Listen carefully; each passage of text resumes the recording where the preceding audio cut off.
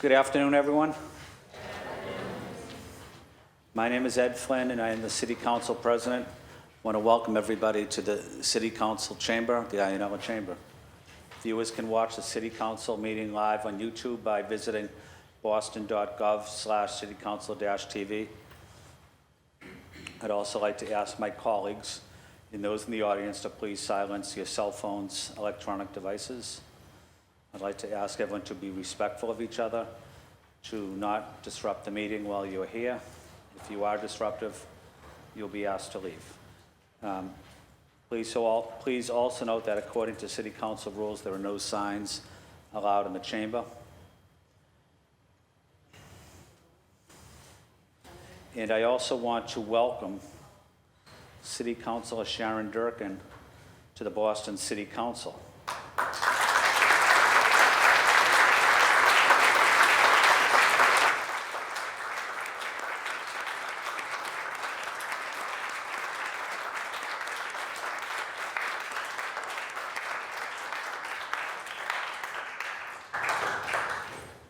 Councilor Durkin was sworn in on Monday as the District 8 City Councilor, and she will be having a public oath of office, official ceremony, community celebration with Mayor Wu on Tuesday, August 15th. All colleagues are invited to attend. I'll provide you additional information. Again, we want to say welcome to Councilor Durkin. Mr. Clerk, at this time, would like to do the roll call. Councilor Arroyo. Councilor Baker. Councilor Brayden. Here. Councilor Coletta. Here. Councilor Durkin. Here. Councilor Fernandez Anderson. Councilor Flaherty. Here. Councilor Flynn. Here. Councilor Lara. Councilor Louisiane. Here. Councilor Mejia. Councilor Murphy. Here. And Councilor Worrell. Quorum is present. Okay. I've been informed by the clerk that a quorum is present. At this time, I would like to ask Councilor Louisiane to please come to the podium and introduce our clergy for today. Councilor Louisiane.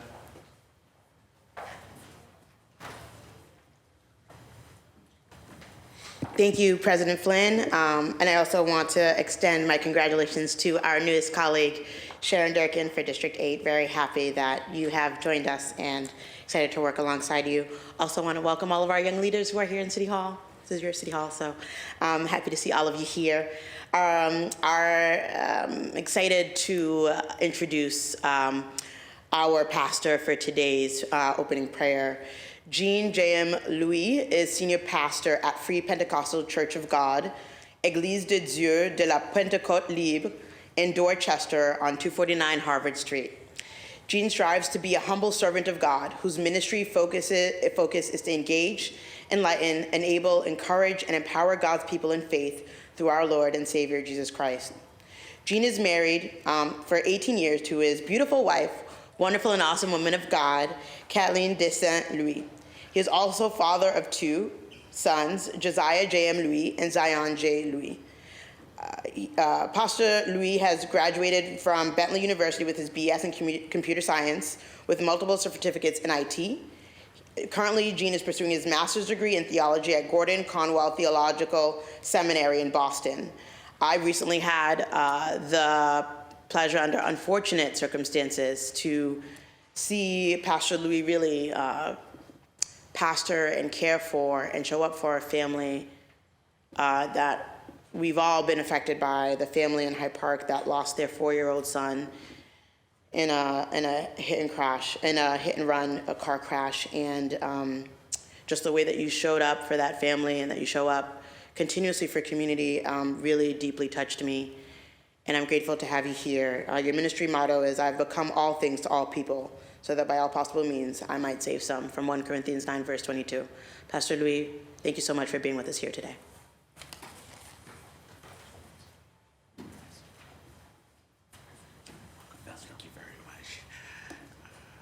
Hello, everyone, and I thank you for the privilege. I thank God, first of all, for the privilege to be able to pray with you today. And I thank the council for the opportunity to do so, too. And I thank my wife. On Sunday, we're going to be celebrating our 18 years of marriage. That's with me also. So let us thank you.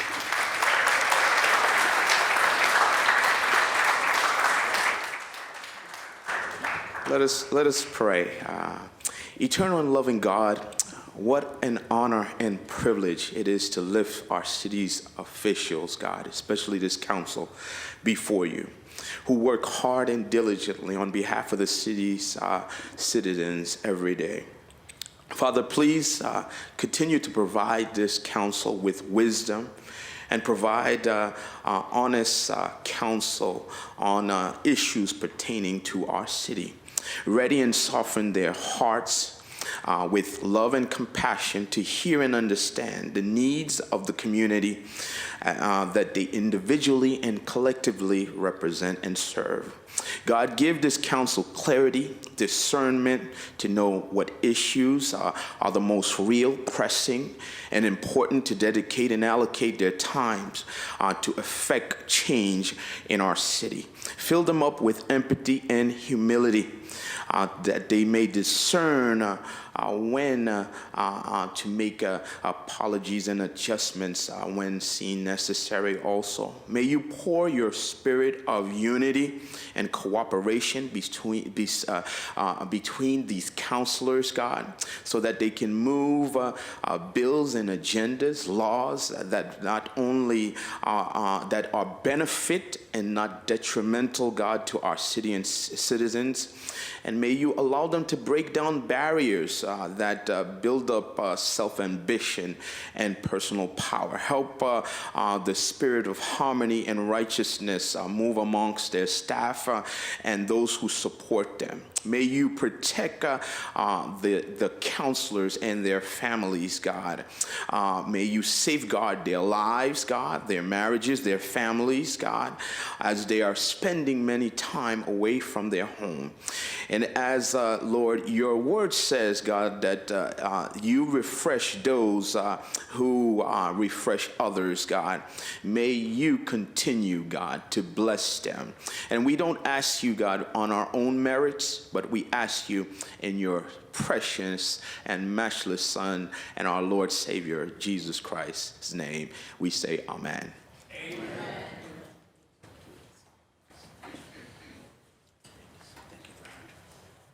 Would you please join us in the Pledge of Allegiance?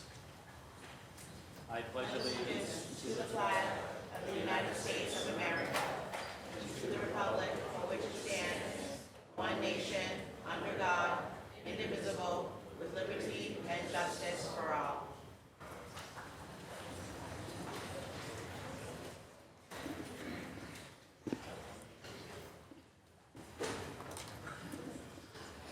Thank you, Reverend, for being with us and for those inspiring words in prayer. Mr. Clerk, can we have the record reflected that Councilor Arroyo was present? We do have two brief presentations. At this time, I would like to ask Councilor Mejia to please come to the podium with the first group of guests, and then we have a second group of guests, but I know Councilor Mejia will formally recognize you and introduce you. Councilor Mejia. Good afternoon, everyone. So you will be really happy to know that most of the talking I already did before all of the council meetings started, so I'm going to go straight to why we're here today, colleagues. And I just wanted to thank President Flynn for always allowing us to uplift and recognize those who are really doing the work and living the realities here in the city of Boston, so thank you. So we have some really special guests here today. We have three youth groups from the Boston Police Department. And then we also have the Youth Development Network with the Boston Public Health Commission. And so the three groups that are here representing the Boston Police Department are We Belong, Empowering Youth, Grow, Girls Reflecting Our World, and Act Up with 5-0. And I'm really encouraged and grateful to be here with you all today, because in many ways we have worked in different capacities, and I want to continue to strengthen that work together. I want to thank the officers Edwin Ciento and Eric Albino for your service, and I know how incredibly busy you are, and on all the hard work that you do every day to uphold public safety for us all. I also would like to recognize one of my sisters in service who I've worked with in many capacities, Tiela Grimes, who is a pillar of our community, Eliza Rodriguez and Maxine Brady, co-facilitators of ACT UP with 5-0, who are present here today, and officers Jamila Gales and Carlene Desir. I would also like to thank the president of the Massachusetts Association of Minority Law Enforcement, Jeff Lopes, who could not make it here today, but nonetheless want to thank him for his service and thank you for your dedication to our youth. These youth programs offer young people a safe place where they can reach their full potential, recognize their leadership, give back to their communities, and heal from trauma, while all forming trusting, loving relationships with law enforcement. Thank you to the officers for reinforcing that you can be counted on. We see you, we thank you, and for your outstanding service, we'd love to be able to recognize you. So thank you for uplifting the youth and investing in yourself. And so the way we're going to do this, President Flynn, we're going to ask each group to come up, and we're gonna take a photo. We have We Belong, Grow, and Act Up as the first presentation. So We Belong, come on down. You're the first contestant, and we're gonna take a photo with the counselors today. Woo! That's right, you better own it. Walk the runway, y'all. They say that young people are our future, but you already know you're not. You are our present and are here today. So I'm gonna ask my council colleagues to join, and also the advisors that have joined them here today, to come and take a photo. Yeah, y'all can listen, we belong in all spaces and places. Y'all better occupy the space. Come in the back. That's right. You guys are gonna be city councilors someday. That's right. Better get used to it. Here. Come up. And I'll give you the President Flynn, is that okay? Of course, okay. of course. There's another one there. Gabo. Smaller one. Here. All right, y'all. Let's do this because we have a few more groups.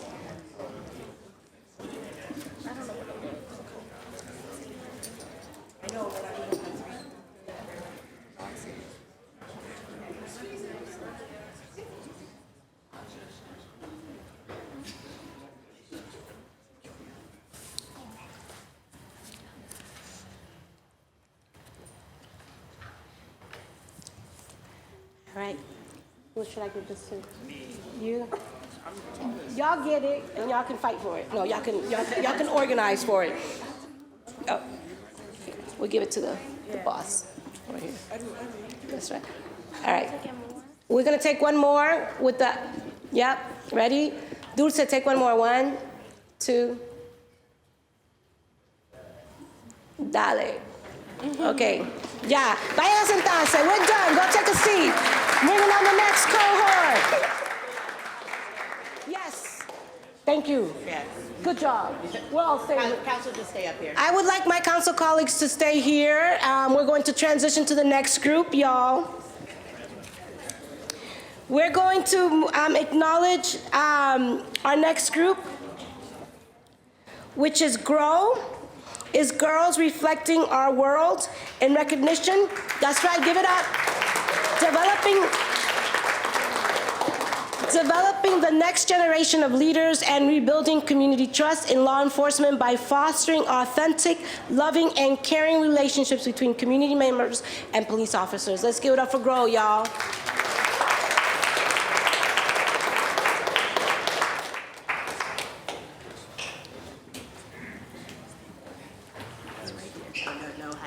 No hiding. None whatsoever. We're gonna really hit you all. There you go. Here, you use that. There you go. We'll just look center.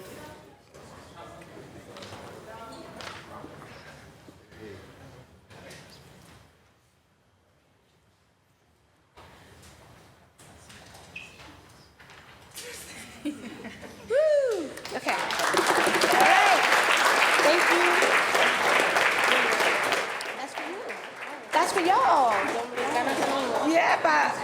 That's yours.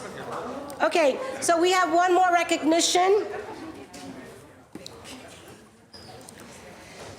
So this one is for Act Up with 5-0. Let's go.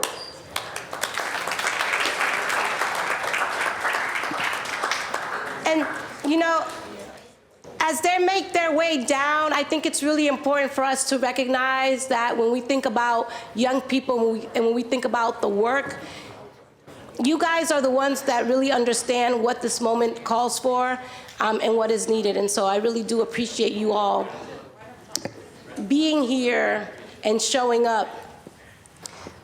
All this swag, all these, look at y'all, art heels, love it. There you go, who wants to, you do that one. You starter.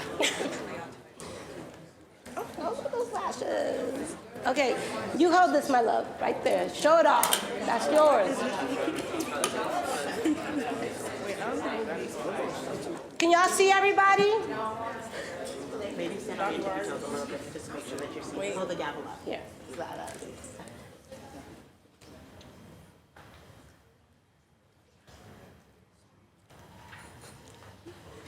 Okay, great. Awesome. All right. Thank you. Thank you. That's yours. Congratulations. Thank you for your work. All right. Guys, we are almost done, okay? I promise y'all. We got one more. Council colleagues, we got one more. All my colleagues, make your way back. We got one more photo to take. We got one more group to recognize. We are not done. So this is a very special group to me. It is the Boston Public Health Commission Youth Development Network.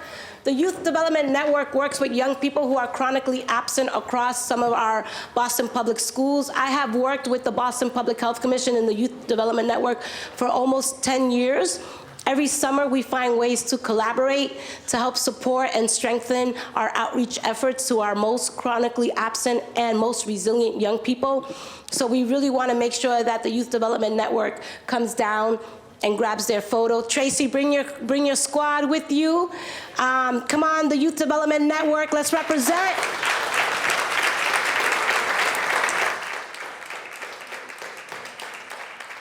That's right.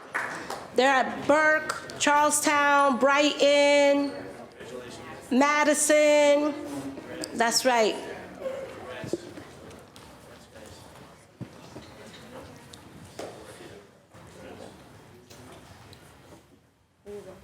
This is a special moment. Y'all want the gavel? They'll make room for you, for sure. Girl.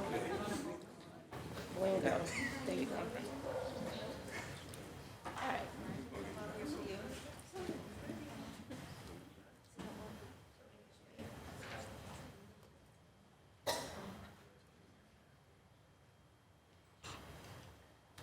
Thank you. Thank you. Thank you. Thank you. All right. And before I give up my microphone privileges here for this afternoon, I would like everyone to give my council colleague and the president of the city council, President Flynn, a round of applause and thanking him.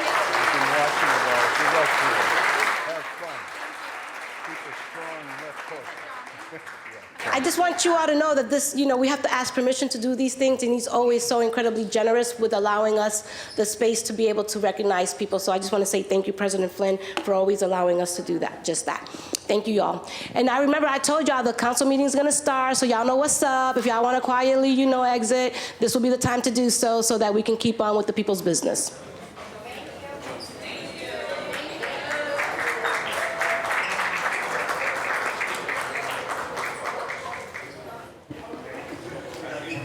Thank you, Councilor Mejia, for bringing these students, future leaders of Boston, to the Ionella Chamber, and it was exciting to meet them and to welcome them as well. Mr. Clerk, could we ensure the record is reflected that Councilor Fernandez Anderson is present, Councilor Worrell is present?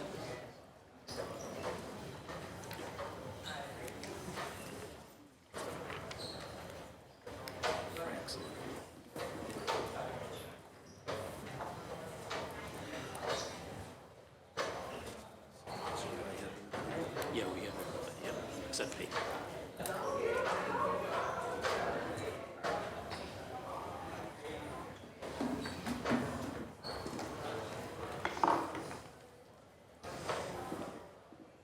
We're on to the first order of business, which is the approval of the minutes. Seeing and hearing no discussion on the matter, the chair moves to approve the minutes from the last meeting. All those in favor of approving the minutes from the last meeting, say aye. All opposed, say nay. All opposed, say nay. Thank you. The minutes of the last meeting stand as approved. Communications from Her Honor the Mayor. Mr. Clerk, please read docket 1276.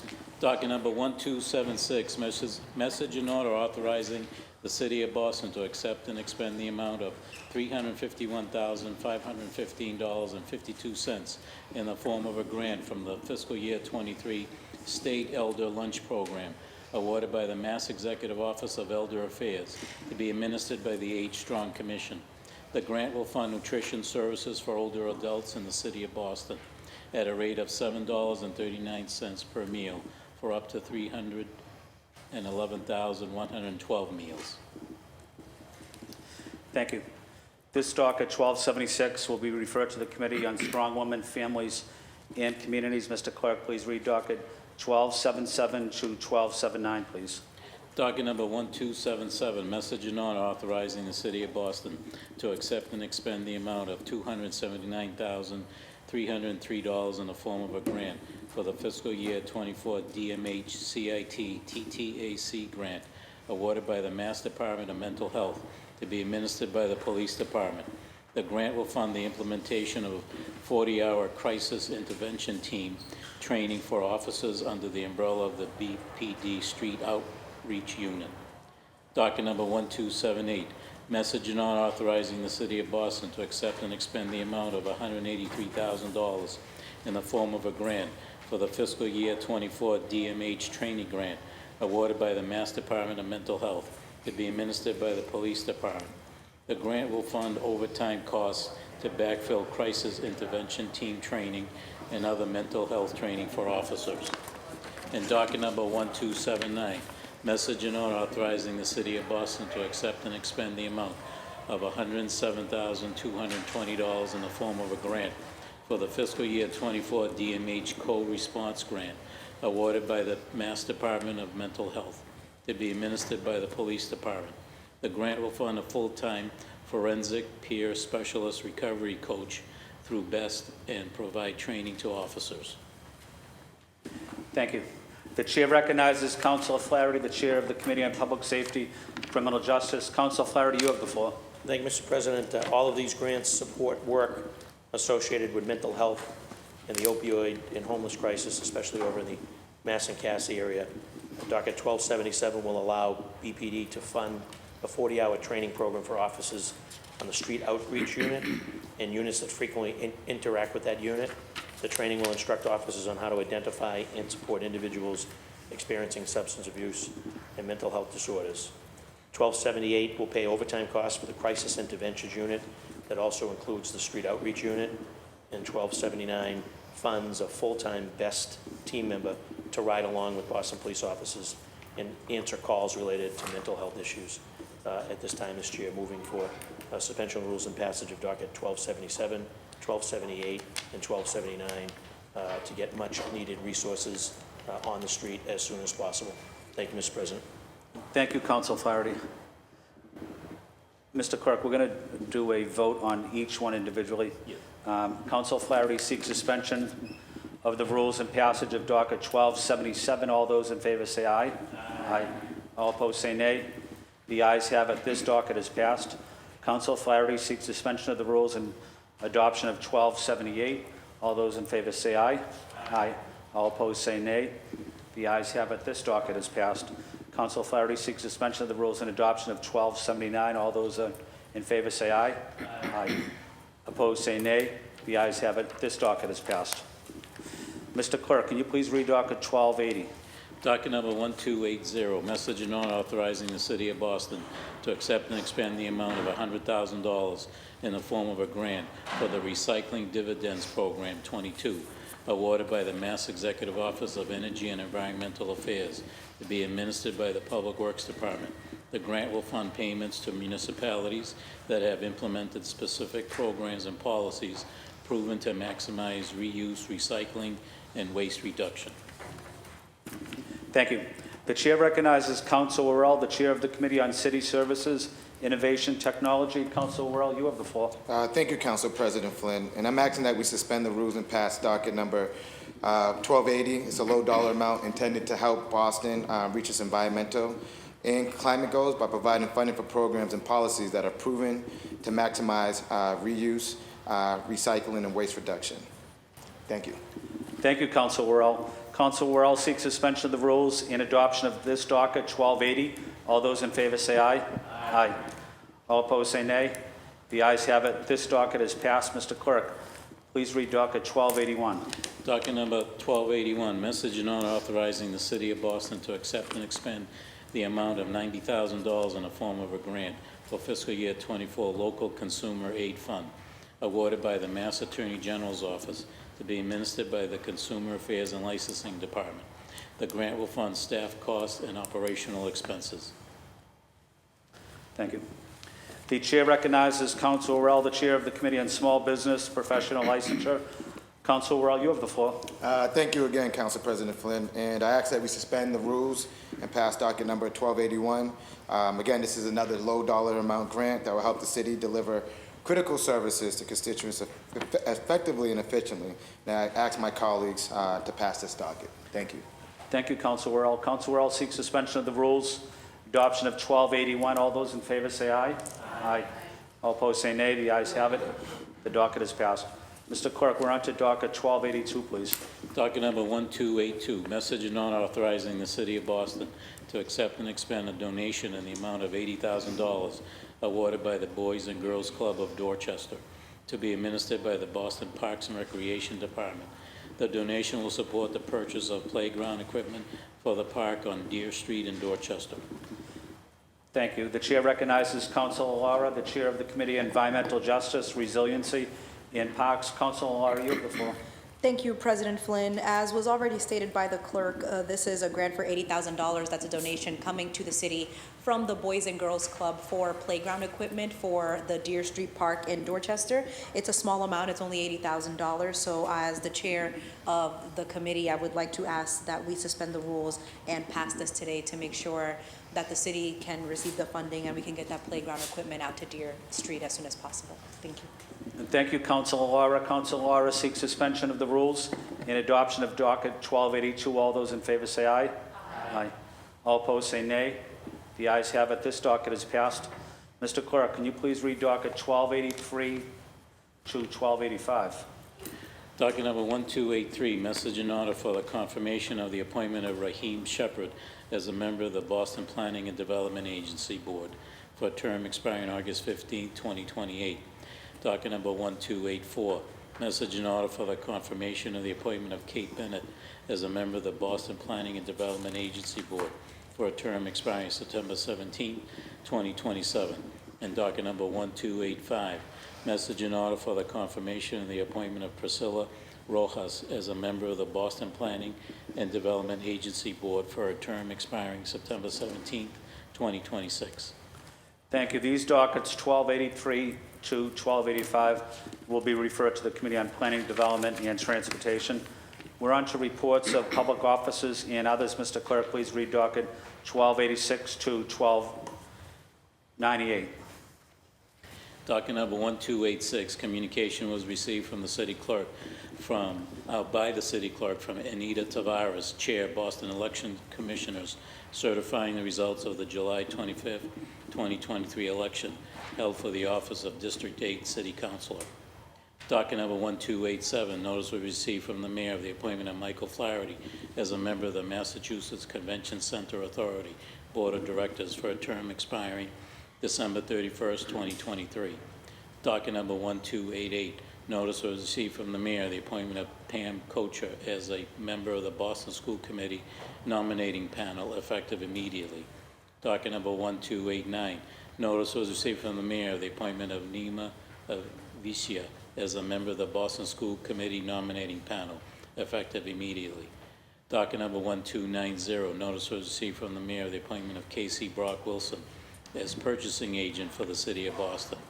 Docket number 1291, notice was received from the police commissioner pursuant to section 16-63 of the City of Boston Municipal Code regarding ordinance on surveillance oversight and information sharing, reporting the department's use of source feed and search feed databases maintained by Site Intelligence Group under exigent circumstances for 7 days, beginning on March 31st, 2023. Docket number 1292, communication was received from the city clerk of the filing by the Boston Planning and Development Agency regarding the proposed demonstration project plan for 290 North Beacon Street in Alston, Brighton for the artist community. Docket number 1293, communication was received from the city clerk of the filing by the Boston Planning and Development Agency regarding inclusionary zoning changes to the Boston zoning code. Docket number 1294, communication was received from the Office of Black Male Advancement of the report entitled Year in Review.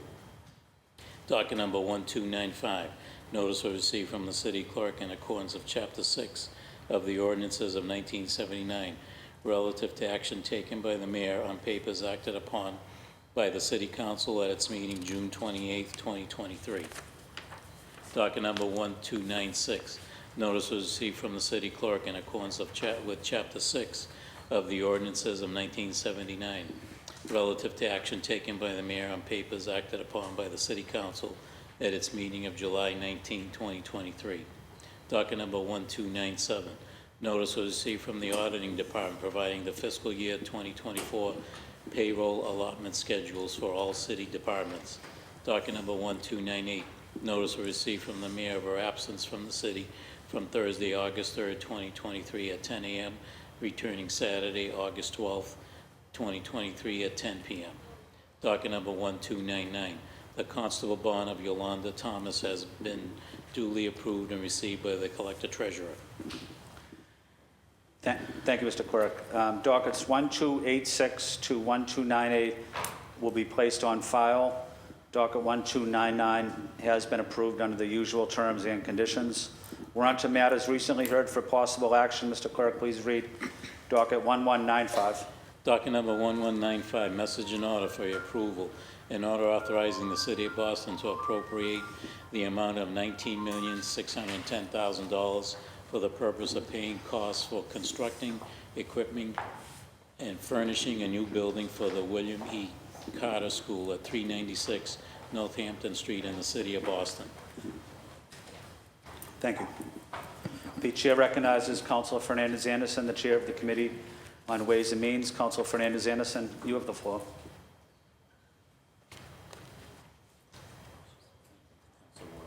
Okay. Council Roll. The chair recognizes Council Roll. Thank you, Council President Flynn. The Committee on Ways and Means held a hearing yesterday, August 8th. I was joined by Council colleague, Councilor at-large Ruthie Louis-Jen, and received a letter of absence from Council President N. Flynn.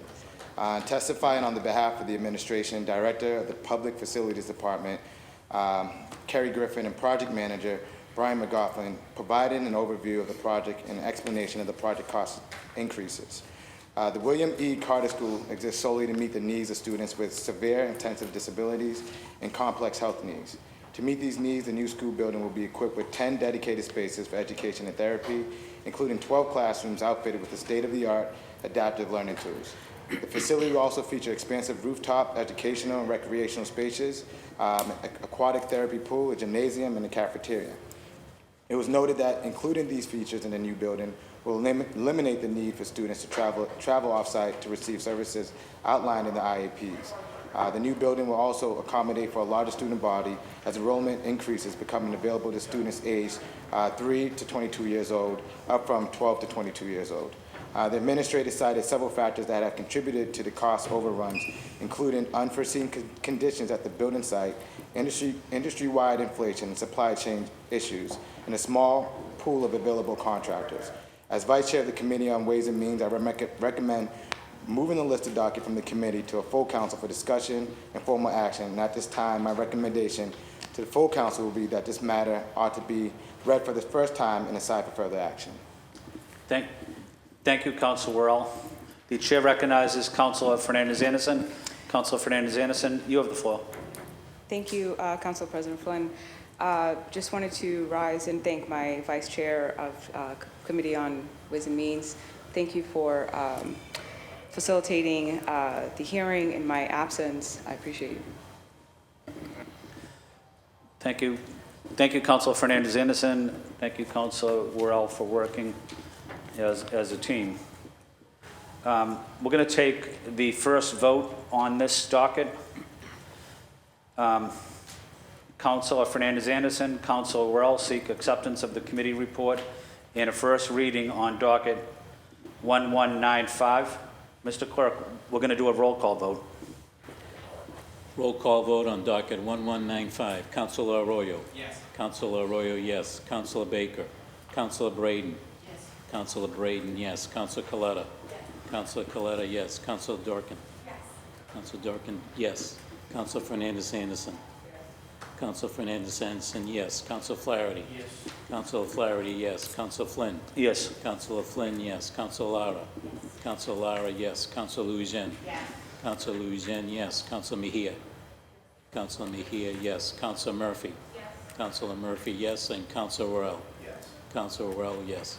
Docket number 1195 has received 12 votes in the affirmative. Thank you, Mr. Clerk. This docket 1195 has received its first reading and is assigned for further action. We're on to motions, orders, and resolutions. Mr. Clerk, please read docket 1300. Docket number 1300, Councilor Mejia and Councilor Worrell offer the following. Ordinance amending City of Boston Code. Ordinances, Chapter 12, Section 12-20, Latino and Caribbean Affairs for Public Health and Welfare. The chair recognizes Councilor Mejia. Councilor Mejia, you have the floor. Thank you. Thank you, Mr. President. And I'd like to suspend the rules and add Councilor Arroyo as an original co-sponsor. Hearing no objection, Councilor Arroyo is added. The chair recognizes Councilor Mejia. Thank you, Mr. President. On July the 24th, 2023, we had a public hearing sponsored by myself and my council colleague, Councilor Worrell and Councilor Arroyo. I'm dedicated to exploring the specific needs of the Latino and Caribbean residents in the city of Boston. The hearing highlighted the disparities faced by these communities in areas such as home ownership rates, financial stability, educational attainment, and access to city services. As a council office that represents the entire city of Boston, we would like to be responsive to the needs of all people. We have received lots of calls from our Latino and Caribbean residents for the needs of such an office, and during the hearing on July 24th, the call for an Office of Latino and Caribbean Affairs was emphasized as a need. As the first Afro-Caribbean Latina elected, I understand the needs of our communities and understand that that we need to be doing more. Nearly 30% of residents identify as Latino and or Caribbean. The City of Boston needs to ensure that we are addressing their needs and concerns, and I believe that the best way that we can meet this moment and being responsive to this demand is through the creation of an office dedicated to researching the needs of this community and ensuring access to city services. As we are discussing the creation of an office dedicated to serving the needs of the Latino and Caribbean communities, I want us to be cognizant that not all Latinos and Caribbeans are immigrants. In fact, most Latinos and Caribbeans are U.S. citizens. 40% of our Latino population are Puerto Rican, all of which are U.S. citizens. And there is a growing percentage of U.S.-born children within our Latino and Caribbean community. Therefore, an Office of Immigrant Advancement cannot serve the majority of our Latino and Caribbean residents, which is combined makes up 30% of Boston's population. So I'm looking forward to working with the administration to ensure that our Latino and Caribbean residents are receiving the services they need. And before I pass it on to my colleagues to speak, I just want to note that, you know, this is not like the Olympics oppression where we're always trying to figure out who has the biggest need. This is really about understanding that we need to be super mindful of the fact that there are folks here in the city of Boston that have gone for decades without real representation and a voice. And this is an opportunity for us to build the infrastructure for something that's going to lay down the groundwork for us to really look at how we're serving other groups that have not bubbled up to the top. As the lead sponsor of the Black Men's Commission, I was really proud of that work that we did in collaboration with Black men across the city of Boston. In fact, through that work and in partnership with Council Rorell, our office was able to secure $1.6 million to support that work. And we have seen the work that has come of that through policy and programming and have seen the impact. Our office also established the reparations task force here in the city of Boston. And so as an Afro-Latina, it just makes sense that I'm meeting this moment and also recognizing that I serve 130,000 Latinos across the city of Boston, many of which have never had representation from a citywide landscape. So I'm really proud of this work and look forward to working alongside the administration to meet the moment. And while I do appreciate the administration's efforts, and the work that they're going to be doing around creating positions for cultural liaisons, I think that we need to be doing a little bit more to ensure that 130,000 Latinos are represented and the growing population of Caribbeans also recognize that their unique situation and needs are represented. Thank you. Thank you, Councilor Mejia. The chair recognizes Councilor Worrell. Councilor Worrell? Thank you. You have the floor. Thank you, Council President Flynn, and thank you to my co-sponsors for all their work on this. As a proud child of Caribbean immigrants, I understand firsthand the barriers that Caribbean families face, and we heard from many advocates and experts on compelling data on housing, income, education disparities that first, second, and newly arrived immigrants face here in the city of Boston. So I do believe that we need to make more investments, a clearer structure and guideline here in the city of Boston to make sure that those policies and investments are making sure that everyone here in the city of Boston is set up to thrive. Looking forward to the conversation, looking forward to continuing this work with you, Councilor Mejia and Councilor Arroyo. Thank you.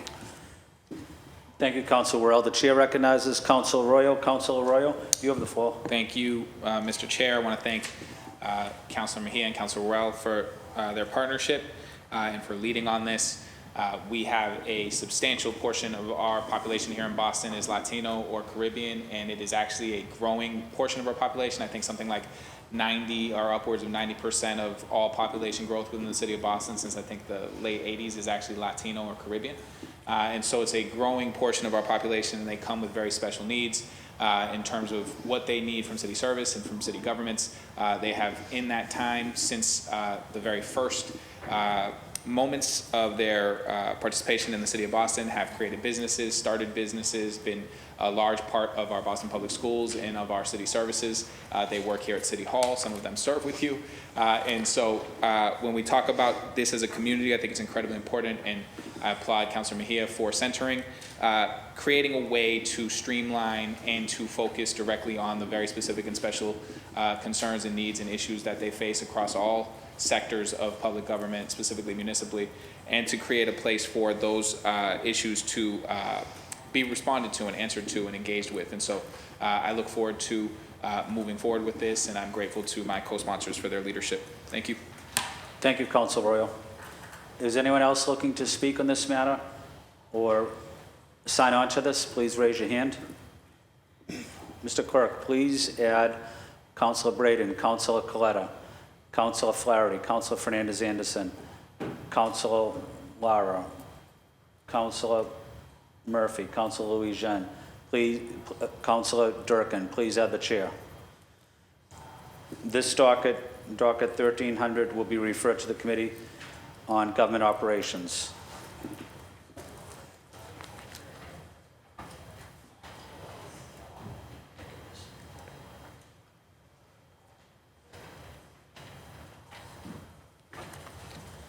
Mr. Clerk, please read docket 1301, please.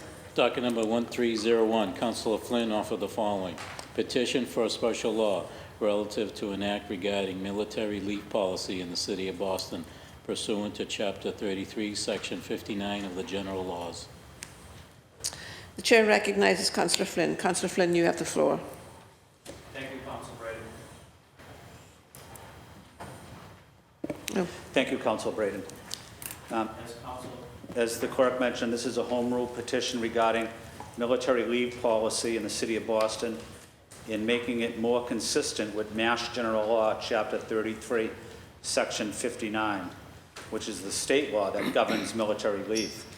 Our city employees, who are military reservists and members of the National Guard, not only participate in drills and parades and training, but are also required to report for active duty when activated on Title 32 or Title 10 orders. Under Chapter 33, Section 59 of General Laws, members on active duty for over 31 consecutive days shall receive paid leave for the first 40 days of active duty, not just for regularly scheduled drills and training or parades. However, the city's current revised military leave policy provides 40 days of paid leave only to those who are participating in military drills and parade, not to members who are activated or deployed.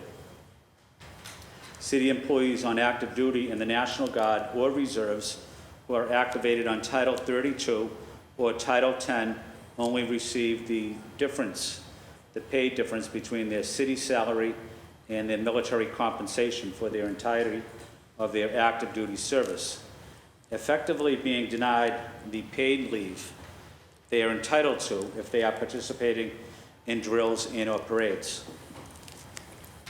City employees who serve their country on active duty should be entitled to paid leave without concerns about financial hardship. And there is no justification for them to be paid significantly less than those non-deployed service members. This home rule petition will ensure that city employees and the National Guard or a reserve component of the Armed Forces of the United States activated on Title 32 or Title 10 orders shall receive paid leave for the first 40 days of active duty, same with those participating in military drills and parades. Our city employees who are National Guard and reservists made sacrifices to our city and country and deserve our respect and to be paid fairly. Thank you, Councilor Braden. Thank you, Councillor Flynn. Councillor Murphy, you have the floor. Thank you. I just want to stand and thank Council President Flynn for filing this to make sure that all of our city employees, but in my office last year, I did have a staff member who was deployed in the National Guard, and after talking to our City Council Central staff and also with this City of Boston, Adam Cedarbaum, our council, it's never happened before on a council staff, and with our staff allocation, it's a little bit trickier than a city employee. So I hope that we can include that conversation also to make sure that we're doing right by our workers here in the city who are veterans and serve our country, and that we make sure that the specifics that happen in our own offices with staff allocations is a little different, so that we make sure we're supporting and protecting them. So thank you. Thank you, Councillor Murphy. Councillor Fernandez-Anderson, you have the floor. Thank you, Madam Chair. I rise in support and full support with Councillor President Flynn. Sometimes we are caught off guard with calls as a mother of a U.S. Marine. Today happens to be one of those days, and you just don't know what's the destination or what's happening. So with a heavy heart today, I'm praying for that everything is well for my son, and in support of all U.S. military men and women. Thank you so much for filing this, and again, rising in full support. Thank you. Thank you, Councillor Fernandez-Anderson. Would anyone else like to speak on this matter? Would anyone else like to add their name? Councillor Coletta, Councillor Durkin, Councillor Flaherty, Councillor Lara, Councillor Fernandez-Anderson, Councillor Louisiane, Councillor Mejia, Councillor Murphy, Councillor Worrell, and please add my name. Oh, and Councillor Arroyo, beg your pardon. This will be assigned to the Committee on Government Operations. Thank you. Oh, and docket 1304 has been withdrawn. Thank you.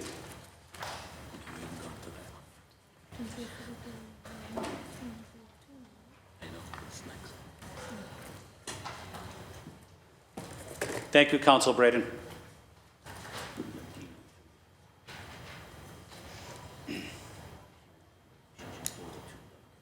Okay. Okay.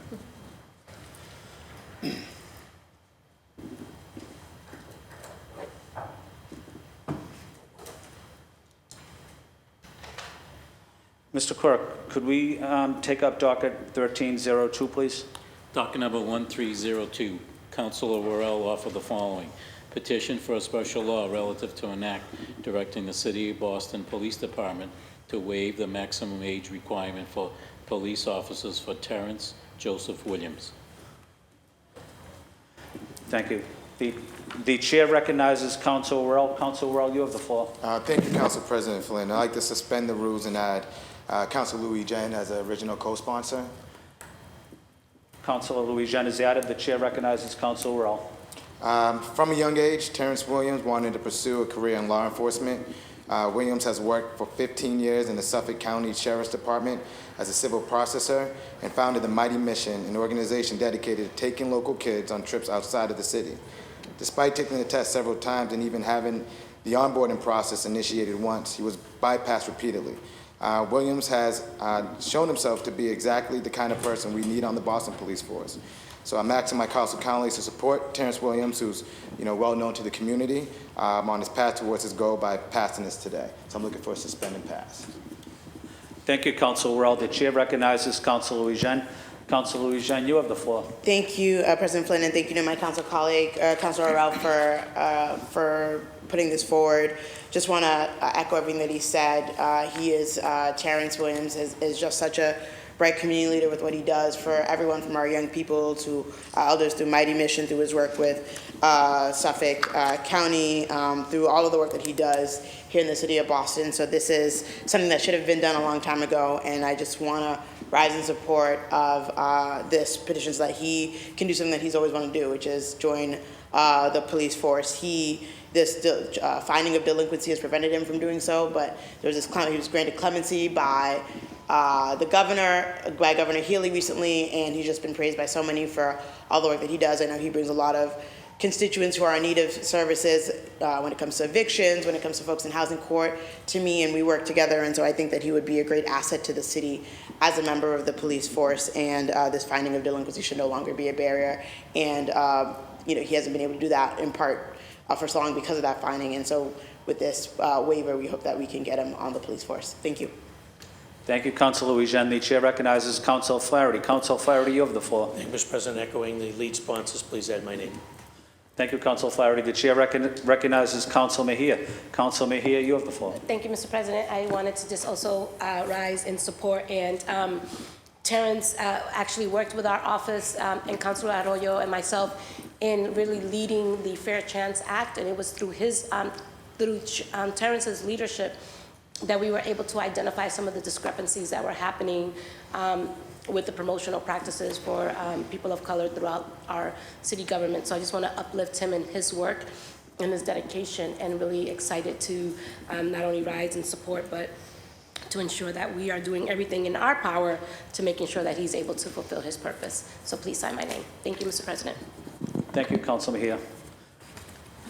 Would anyone else like to speak in this matter? Would anyone like to add their name? Please raise your hand. Mr. Clerk, please add Councilor Arroyo, Councilor Braden, Councilor Fernandez-Anderson, Councilor Flaherty, Councilor Lara, Councilor Mejia, Councilor Murphy. Please add the chair. Councilor Durkin, do you want your name added? Yep. Councilor Durkin. This docket 1302 will be referred to the Committee on Government Operations. Oh, he did. Okay.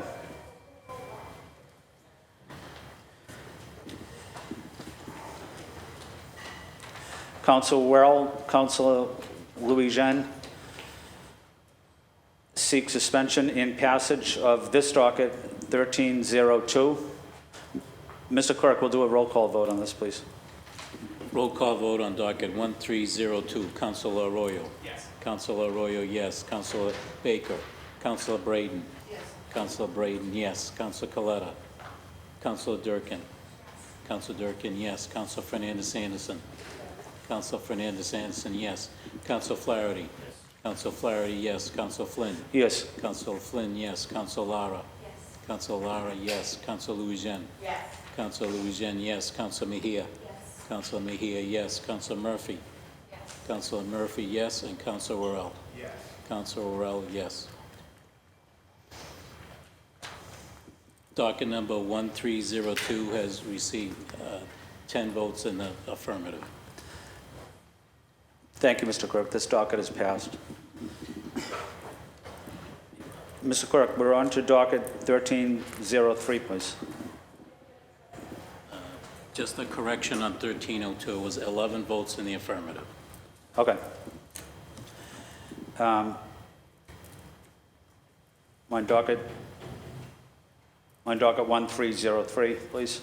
Docket number 1303, Councilor Murphy offered the following. Order for a hearing to discuss offering property tax abatements to business owners in the New Market area. Thank you. The chair recognizes Councilor Murphy. Councilor Murphy, you have the floor. Thank you, Council President Flynn. Over the last year and a half, or over that time here on the council, I've been talking directly with business owners that are affected by the crisis at the Mass and Cass area. So I'm filing this hearing order to discuss offering a property tax abatement to business owners in this area. We know that they're struggling through none of their own doing, and we've failed them in not providing a safe environment. Many have been adversely impacted by the deteriorating conditions of the neighborhood that aren't accurately reflected in their property tax valuation, including declining public safety, cleanliness, and quality of life over a number of years now. In an effort to address these deteriorating conditions, 65 of the 200-plus members in the New Market Business Association have spent $3.9 million of their own in security costs and incurred $1.9 million in damages in the year 2021 alone. That cost has gone up tremendously in the past 2 years, and most recently, the business owners invested $500,000 into security measures, including cameras, to try to curb some of this crime. In recognition of our inability, despite decreased investments and coordinated efforts across all departments, to adequately address conditions in this area, the city could, and I want to support pushing this through, offer a property tax abatement to those businesses most adversely affected to compensate for increased fees, costs of doing business, and negatively impacted quality of life. So I look forward to this hearing and working alongside my colleagues to help support businesses in the area. Thank you. Thank you, Councilor Murphy. Would anyone else like to speak on this matter? The chair recognizes Councilor Flaherty. Councilor Flaherty, you have the floor. Just to echo those comments, please add my name, Mr. President. Residents and businesses have paid millions in cleanup and security costs and repairs to their homes, to their businesses, to their vehicles, not to mention extraordinary theft particularly over in the South Bay Mall area with all those businesses there. So they've put up with enough. They deserve better. This city needs to partner with them, and I think a call for an abatement is fair, it's reasonable, and it'd be a practical solution for this body to work with the administration to bring some much-needed tax relief to the folks that have endured more than anyone can ever imagine. Thank you, Mr. President. Thank you, Councilor Flaherty. The chair recognizes Councilor Mejia. Councilor Mejia, you have the floor. Thank you, Mr. President. Thank you to Councilor Murphy for bringing this up for debate, and I'm really looking forward to the conversation. In my first term, I had the privilege of working alongside a lot of the advocates around how do we support these small businesses, and have seen time and time again one particular business, the pizza shop owners who are Dominican, shout out to Dominicans, who are also immigrant-owned businesses who have had to come out of pocket every single time their windows get broken. And so I think, and this is something that I have been saying, if the city starts really recognizing the role that they play and the support that they can offer businesses, and if they start paying for it, then we probably start seeing some more advocacy. So I'm really looking forward to having this conversation, because at the very least, our small businesses should be supported through this process. So looking forward to the conversation, and I thank my colleague for bringing it here. Thank you, Council Mejia. Would anyone like to add their name? Please raise your hand. Mr. Clerk, please add Councilor Coletta, Councilor Braden, Councilor Fernandez-Anderson, Councilor Flaherty, Councilor Durkin, Councilor Royal, Councilor Lara, Councilor Eugene, Councilor Mejia, Councilor Worrell, please add the chair. Yeah, Councilor Royal.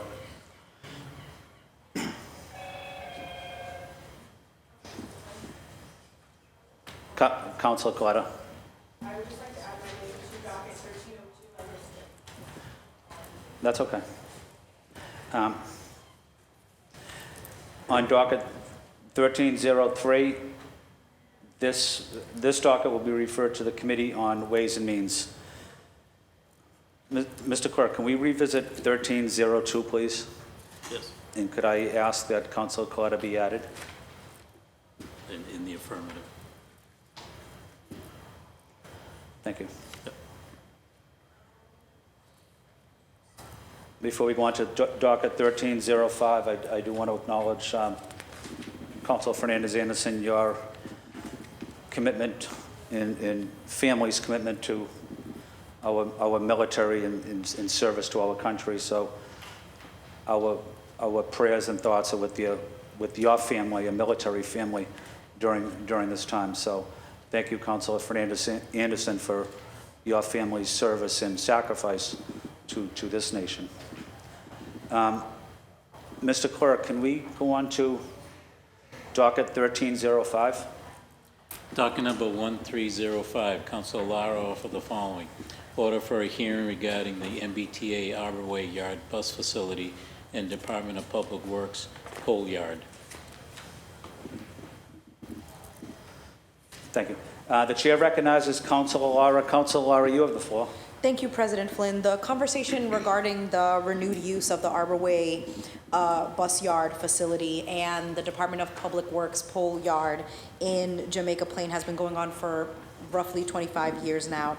Until now, there has been a consistent commitment to return 8 acres of land to the community for, among other uses, affordable housing, that the people urgently need and fought for 20-something odd years ago. While the plan for the facility that was released in the fall of 2022 returned these 8 acres of land back to the community, the spring 2023 plan does not. And the reason for that is because the city of Boston has decided that they are going to keep 1.5 acres of the Department of Public Works pole yard that is in Jamaica Plain. Last week, I joined activists at the Arborway Yard facility to call for a return to the Menino administration's commitment, which we know can come to fruition today if we just think creatively about how to solve this problem. This hearing order is meant to ensure that we are connecting the MBTA, the city, and the community so that we can have a truly democratic process that I think will help us honor the spirit of the Memorandum of Understanding, meet the needs of the city, and also prevent delay to the MBTA's project, which aims to electrify and grow the bus fleet in the city. I look forward to having a speedy hearing. I know that there's a community meeting that's happening with the administration pretty soon, and I look forward to continuing this conversation and ensuring that we get these 8 acres back to the community. Thank you. Thank you, Councilor Lara. Is anyone else looking to speak on this matter? Would anyone like to add their name? Please raise your hand. Mr. Clerk, please add Councilor Royal, Councilor Braden, Councilor Coletta, Councilor Durkin, Councilor Fernandez-Anderson, Councilor Eugene, Councilor Mejia, Councilor Murphy, Councilor Worrell, please add the chair. This docket 1305 will be referred to the Committee on Planning, Development, and Transportation. Mr. Clerk, we're on to docket 1306.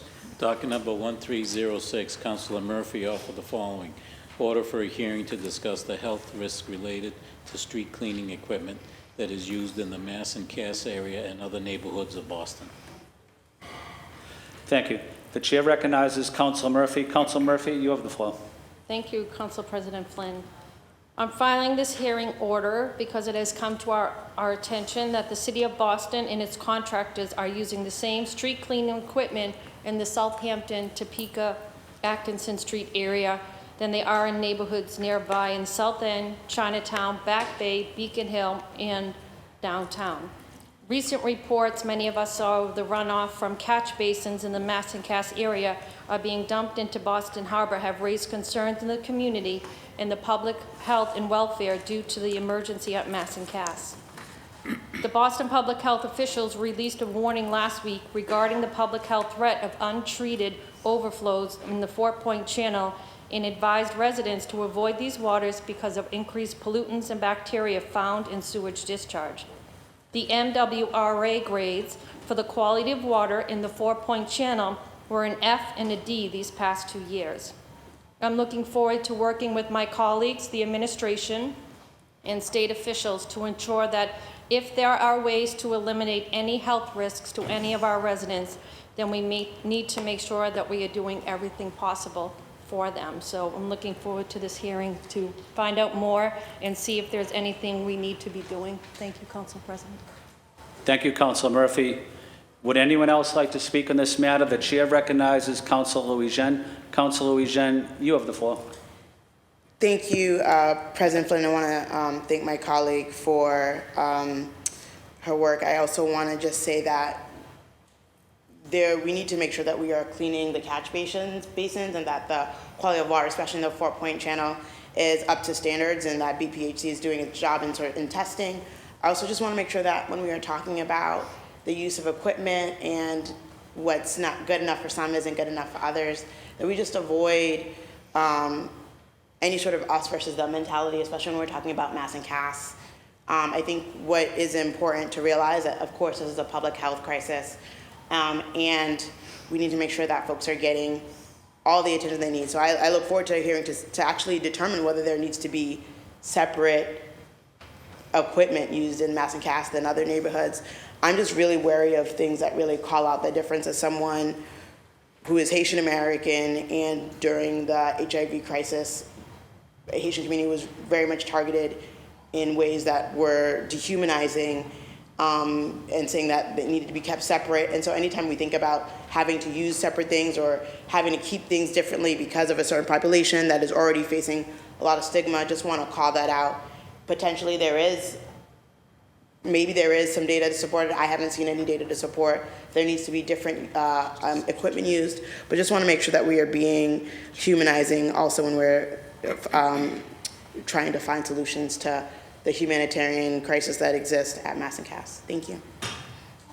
Thank you, Councilor Louis-Jean. The chair recognizes Councilor Coletta. Councilor Coletta, you have the floor. Thank you, Council President Flynn. I rise to just encourage my council colleagues. I want to thank Councilor at-large Murphy for always centering the needs of folks at Mass and Cass, and I do appreciate your efforts when it comes to that. I do just want to encourage my council colleagues to proceed with caution when emphasizing a correlation versus a causation on any health matter for public consumption without the endorsement of public health experts, data, or scientific backing. The BPHC, when talking about relative risks, place the spread of infectious diseases by public works vehicles as low to negligible. There is a higher risk, of course, of infectious disease spread from neighborhood to neighborhood through the direct use of needles. They don't diminish one for the other. However, the overall harm to the public that is purported in this order is not one that should cause alarm to residents. The Fort Port Channel numbers, I've seen them. I also reviewed what they were dating back to 2015. They've always been at a bad level, an F level, D level, and that is something to monitor, and that is something that the MWRA, the City of Boston, should be looking into. I don't negate that. Additionally, it's my understanding in my conversations that Public Works hasn't sent a street sweeper down Atkinson Street in 7 months. Instead, what they sent is what they call a flusher truck that sprays a solvent or detergent, similar to what they spray around CCKs, the Black Rose, Faneuil Hall, after horses are stationed there. There's also a high-pressure wash of any and all street sweeping apparatuses after every use, either at frontage road or corresponding public works yards across the city. Coming off the heels of a public pandemic, a global pandemic, we've all witnessed the ramifications of what it means when public health matters become political. I don't take issue again with my colleague looking to elevate and call for accountability as it relates to the situation happening at Mass and Cass. I do take issue with the framing, whether intentional or unintentional, that pushes a narrative where the public is made to feel fear, unwarranted fear for their health without due diligence done by the people they should trust most. And for those reasons, I will not be signing my name to this hearing order. Thank you. Thank you, Councilor Quetta. Would anyone else like to speak in this matter? Would anyone else like to, sign on to it? Please raise your hand. Mr. Clerk, please add Councilor Flaherty. Please add the chair. This docket, 1306, will be referred to the Committee on Public Health, Homelessness, and Recovery. I do want to add one brief mention of an individual that is here that has been engaged in this issue of getting people into drug treatment programs, including our homeless veterans, including women that are homeless as well, working out of St. Anthony's, working out of St. Francis, on the streets, helping people almost every day. Marian Ponte, thank you for the work that you've been doing. You're a real unsung hero in the city.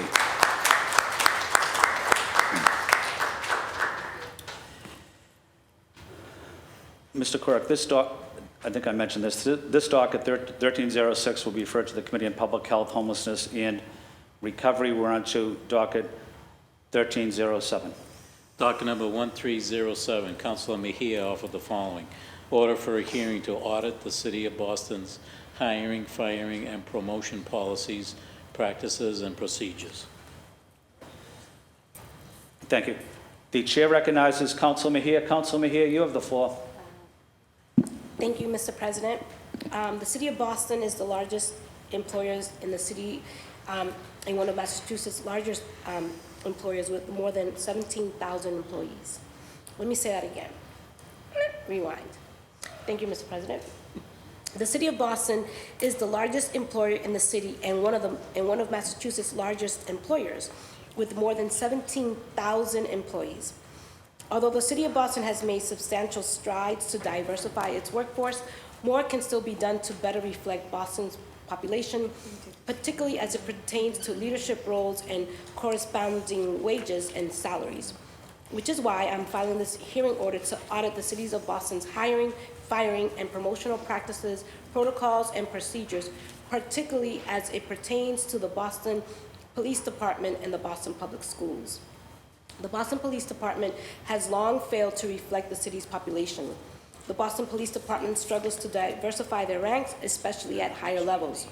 There are still major diversity gaps, starting with superior officers promoted through the state civil service exam process. Investigative research has found that 79% of Boston's sergeants and 97% of the department's lieutenants are white. Studies have also found that Black and brown police officers get reprimanded at a higher rate than their white counterparts. In August of 2022, 1 month before the superintendent, Mary Skipper, formally began her duties, 15 retired principals and other administrators of color signed a letter alleging that BPS has placed a disproportionate number of administrators of color on leave and is subjecting them to a process known as investigatory meetings in an effort to terminate them or force them to resign. In 2019, BTU officials released a study that found that Black, Latino, and older teachers were more likely to receive negative performance evaluation ratings. It is the responsibility of the City Council to ensure that the City of Boston is providing equitable jobs and career advancement opportunities, as well as abiding by proper protocols for dismissal. I look forward to learning more about the hiring, firing, and promotional processes, protocols, and procedures, and continue to find ways to ensure equity is always at the forefront. You know, one of the reasons why I'm filing this hearing order is because we've been hearing from a lot of folks, both in the Boston Police Department and the Boston Public Schools, about their inability to move up the ranks. And I know some of it is just the way the situation and the laws have been written that prevent people from moving up, but I do think that we have an opportunity to really look at what barriers we need to remove. And we need to really like start thinking about this moment and really thinking about what we can do here as on the city council to be a voice for those folks who have been let go, and sometimes let go without real reason. So I look forward to having this conversation and, more importantly, finding some resolution that people feel restored. Thank you. Thank you, Council Mejia. Would anyone else like to speak on this matter? Would anyone like to add their name? Mr. Clerk, please add Councilor Arroyo, Councilor Braden, Councilor Coletta, Councilor Durkin, Councilor Flaherty, Councilor Fernandez-Anderson, Councilor Lara, Councilor Louis-Jean, Councilor Worrell. Please add the chair. This docket 1307 will be referred to the Committee on Government Accountability, Transparency, Accessibility. Mr. Clerk, we're on to docket 1308. Docket number 1308, Councilor Worrell offer the following. Resolution recognizing Jamaican Independence Day in the city of Boston. Thank you. The chair recognizes Councilor Worrell. Councilor Worrell, you have the floor. Thank you, Council President Flynn. And as growing up in a Jamaican household, I'm excited for this resolution. August 6, 2023 marks 61 years of independence for Jamaica and her people. Beginning with Emancipation Day on August 1st, we shared a week of celebration where we commemorated their achievements. Jamaica and the city of Boston have enriched our communities for decades through the cultural events, citywide businesses, and nonprofits. We as a city ought to take this opportunity to recognize and celebrate Jamaicans living across the city and the independence for their homeland. So I'm looking to ask my council colleagues to please join me in recognition of the Jamaican community and our Jamaican friends and family who have made Boston a welcoming place to live. And last week we celebrated on the plaza where we had fried dumplings, bami, and Jamaican folk songs, and it was a great time. So I just want to thank everyone and everyone's staff who joined me on raising the Jamaican flag. Thank you. Thank you. And I'm looking to suspending and passing the resolution. Okay. Okay. Before we continue, Councilor Worrell did substitute for an updated copy, and everyone should have that. It was just a minor change relating to a date. Thank you, Councilor Worrell. Would anyone else like to speak on this matter? Would anyone like to add their name? Please raise their hand. Mr. Clerk, please add Councilor Arroyo, Councilor Braden, Councilor Coletta, Councilor Durkin, Councilor Fernandez-Anderson, Councilor Flaherty, Councilor Lara, Councilor Louis-Jean, Councilor Mejia, Councilor Murphy. Please add the chair. Councilor Worrell seeks suspension of the rules and adoption of this docket 1308. All those in favor say aye. Aye. All opposed say nay. The ayes have it. The resolution has been adopted. Mr. Clerk, can you please read docket 1309, please? Docket number 1309, Councilors Mejia and Lara offer the following. Resolution recognizing August 17th, 2023 as the Day of the Stylists in the city of Boston. Thank you. The chair recognizes Councilor Mejia. Councilor Mejia, you have the floor. Thank you, Mr. President. Got my hair blown out for the special occasion. All jokes aside, and I'm really grateful to Councilor Latta and her leadership in this space as well, is that this day, when we think about well, let me just back up. When COVID first came onto the scene, there were a lot of stylists and barbershop owners that were really at a loss and not knowing how they were going to keep their doors open. And through that process is where our relationship building ensued. As an office, we worked alongside various groups to help support folks in this particular industry stay afloat. And through that work, what I learned is that a lot of our stylists, and we know this for those who, and everybody, you know, that has been to a hair salon, you know that that's a place where you often get that therapy, right? So while you're getting your hair done, you're getting your head fixed, literally. And so oftentimes they are the pillar of our community. They're the ones who are helping to support someone through the deepest, darkest times of their lives. And so you also have a lot of trust They dye your hair, they cut your hair, and so there has to be a level of relationship and trust when it comes to the stylist. And so this particular day is to recognize our stylists who in so many ways play a big role in the city of Boston, and not just making people look good, but also feel good. And so this particular day is really to honor them and their work. Our office worked with Dr. Gail Crump-Swaby in creating a mental health and wellness initiative a few years ago, and we started off with hairstylists. And the initiative was designed to literally help people understand that while they were getting their hair done, they were being able to connect to the resources that they needed and providing some sense of support to folks who were experiencing trauma. So our hairstylists are in many ways essential workers here in the city of Boston, and we have to start recognizing them as such. Y ahora yo lo voy a decir un poquito en español, because el Día de la Estilista también aquí en la ciudad de Boston es una oportunidad para reconocer a todas esas estilistas que todos los días trabajan, no solamente para que uno se vea bien, pero para que también nos sentimos bien de nosotros. Este día es un reconocimiento para las estilistas que trabajan aquí en la ciudad de Boston con mucho amor y el cariño. Aquí en el concejal queremos celebrar su trabajo y su labor aquí en la ciudad de Boston. Este día es dedicado el día 17 de agosto como el Día de la Estilista aquí en la ciudad de Boston.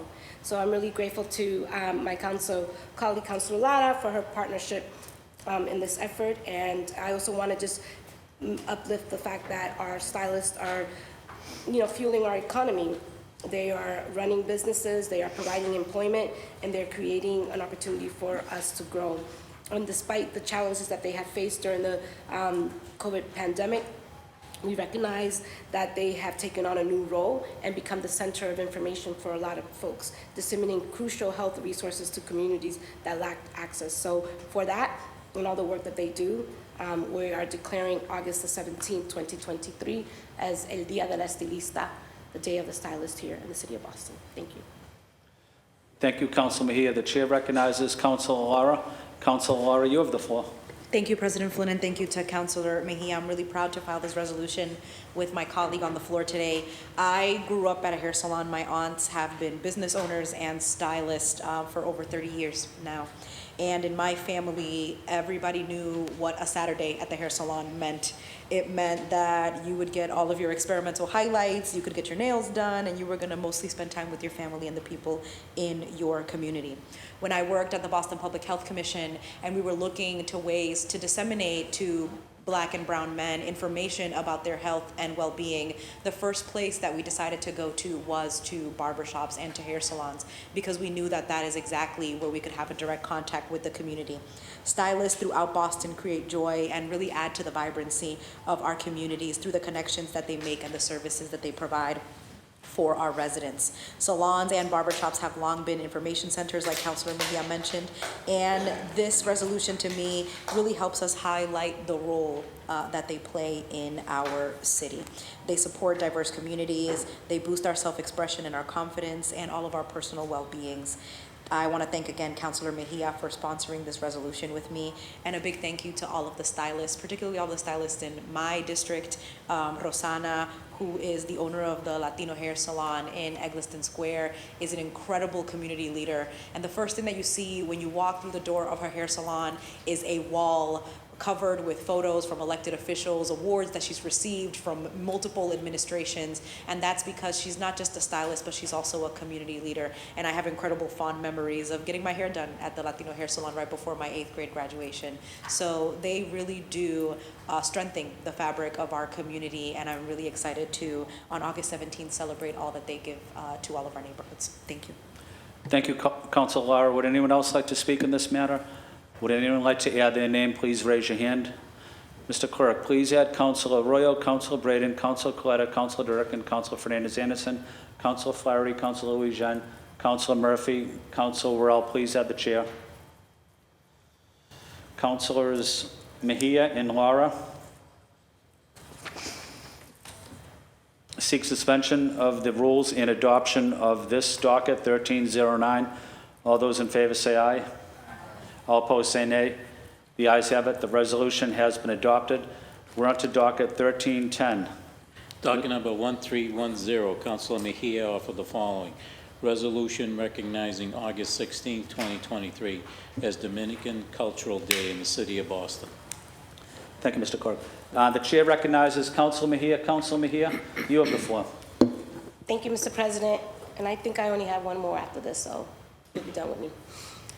So I'd like to suspend the rules and add Councilor Lara and Councilor Anderson as original co-sponsors.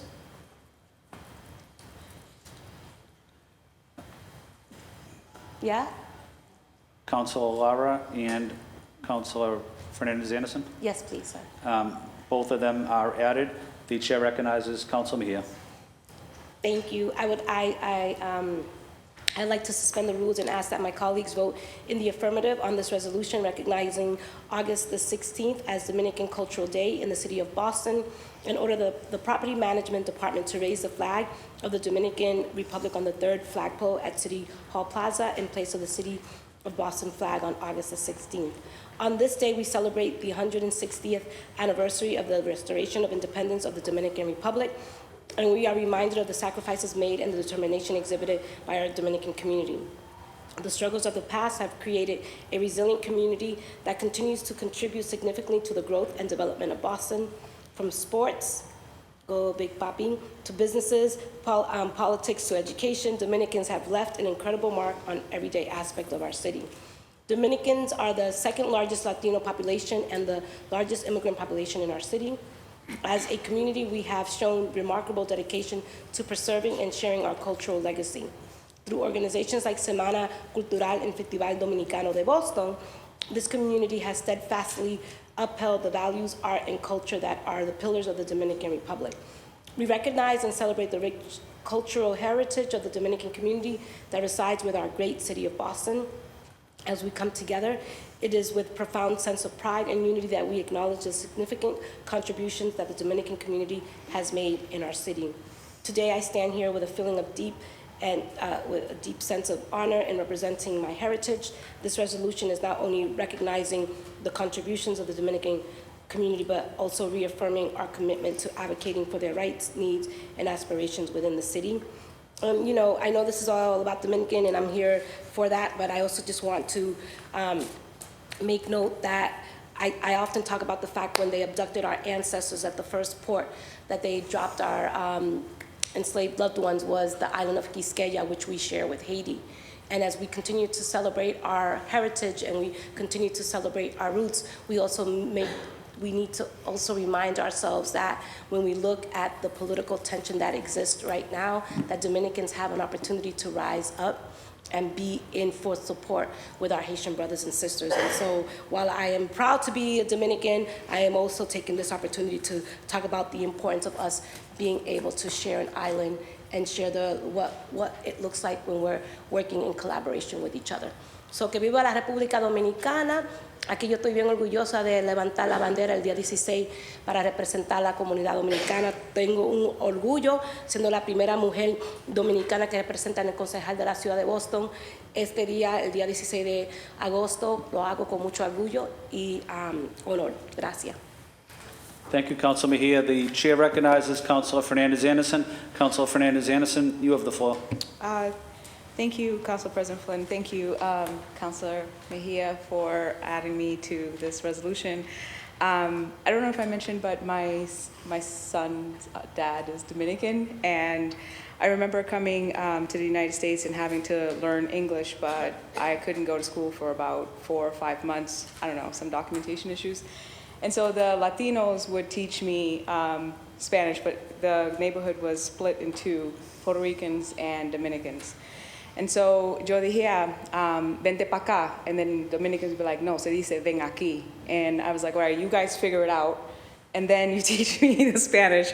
And so needless to say, they are people of warm hearts and who embraced me and taught me Spanish. Lo and behold, I know I was already fluent in several, but it matters. So te lo digo que señora concejal municipal Julia Mejia es una mujer muy fuerte que siempre, sin miedo, sin limitaciones, está representando su país, su cultura y su gente. Y claro que estoy aquí en apoyo y en partnership como una pareja para representar todo lo dominicano aquí en Boston. Gracias. Thank you. Thank you, Councilor Fernandez Anderson. Would anyone else like to speak in this matter? The chair recognizes Councilor Lara. Councilor Lara, you have the floor. Thank you, President Flynn, and thank you to Councilor Mejia for including me as a sponsor on this resolution. I have what feels like a litany of things to say as a Dominican woman, and particularly being first generation. I'm very honored and humbled to be able to be on the City Council and to share this role of representing our country with Councilor Mejia, but also to celebrate not just all of the cultural richness of who we are as Dominican people, but also all of the struggles and how those struggles have informed how we show up in this country every single day. I'm really excited to celebrate the flag raising, and in the coming week, the middle week of August, to really celebrate the cultural week for the Dominican Republic, and I invite all of my council colleagues to join us in celebrating of our cultural heritage. Estoy muy orgullosa de ser dominicana y de poder estar aquí en el Concejal trabajando no solamente para subir las aportaciones culturales de nuestro país con la concejal Julia Mejía, pero también para asegurarnos de que todo el mundo sepa de qué duro trabajan los dominicanos y de todo lo que hemos hecho por este país cuando llegamos aquí. Estoy muy agradecida por la concejal Tania Fernández Anderson, que su acento, cada vez que la oigo hablando, me... Sí, ¿no, verdad? It scratches something in my ear. Y este es un día para celebrar. Quiero celebrar la persona de mi país, mis padres, mi familia y todos los dominicanos que se aseguran que nosotros no nos olvidemos de dónde venimos y todo lo que tenemos que hacer cuando llegamos aquí. So, agradecido otra vez a la concejal Julia Mejía, a la concejal Tania Fernández Anderson por todo lo que hicieron, y que viva Quisqueya. Gracias. Thank you, Councilor Lara. Is anyone else looking to speak on this matter or to add their name? Please raise your hand. Mr. Clerk, please add Councilor Arroyo, Councilor Braden, Councilor Coletta, Councilor Durkin, Councilor Flaherty, Councilor Louisiane, Councilor Murphy, Councilor Worrell. Please add the chair. Councilor Mejia seeks suspension of the rules and adoption of this docket 1310. All those in favor say aye. All opposed say nay. The ayes have it. The resolution has been adopted.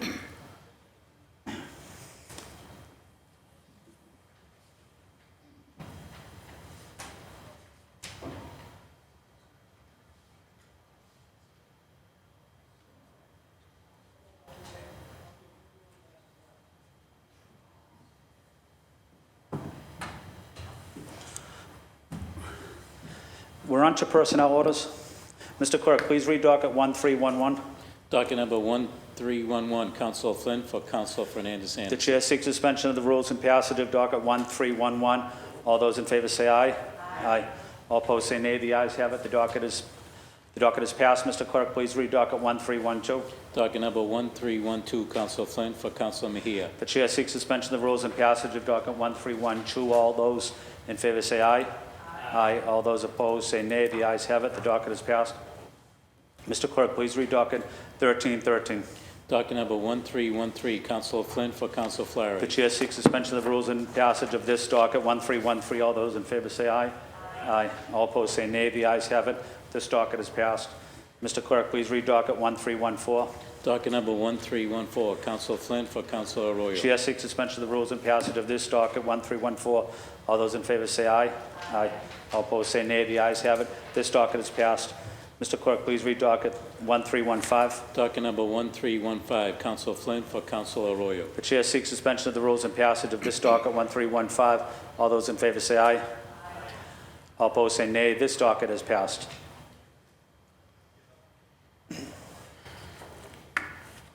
We're going to read into the agenda the late file matters.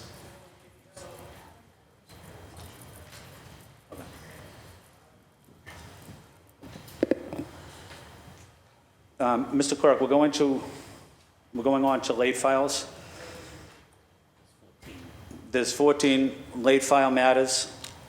which seems like a lot, but a lot of them are personnel orders. 8 of them are personnel orders.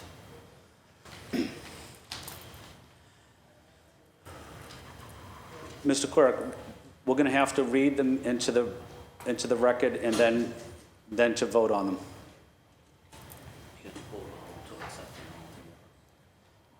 Yeah, do you want to read? Yeah. Okay. The personnel orders that we discussed, an order from Mayor Wu regarding early voting for the September election, a hearing order from Council Mejia and Council Fernandez Anderson, 2 home rule petitions from Council Arroyo regarding firefighter benefits. Mr. Clerk? And a resolution. We have another resolution from Council Arroyo as well. And the absence letter from Councilor Baker. We have a letter from Councilor Baker on his absence today. The chair seeks suspension of the rules and passage of... Yeah. The chair seeks suspension of the rules to add all of these late file matters into the agenda. All those in favor say aye. All opposed say nay. All of these late file matters are now officially part of the agenda. We're still not ready yet.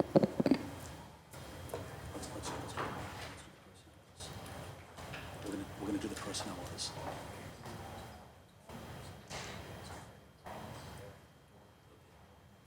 Yeah, okay.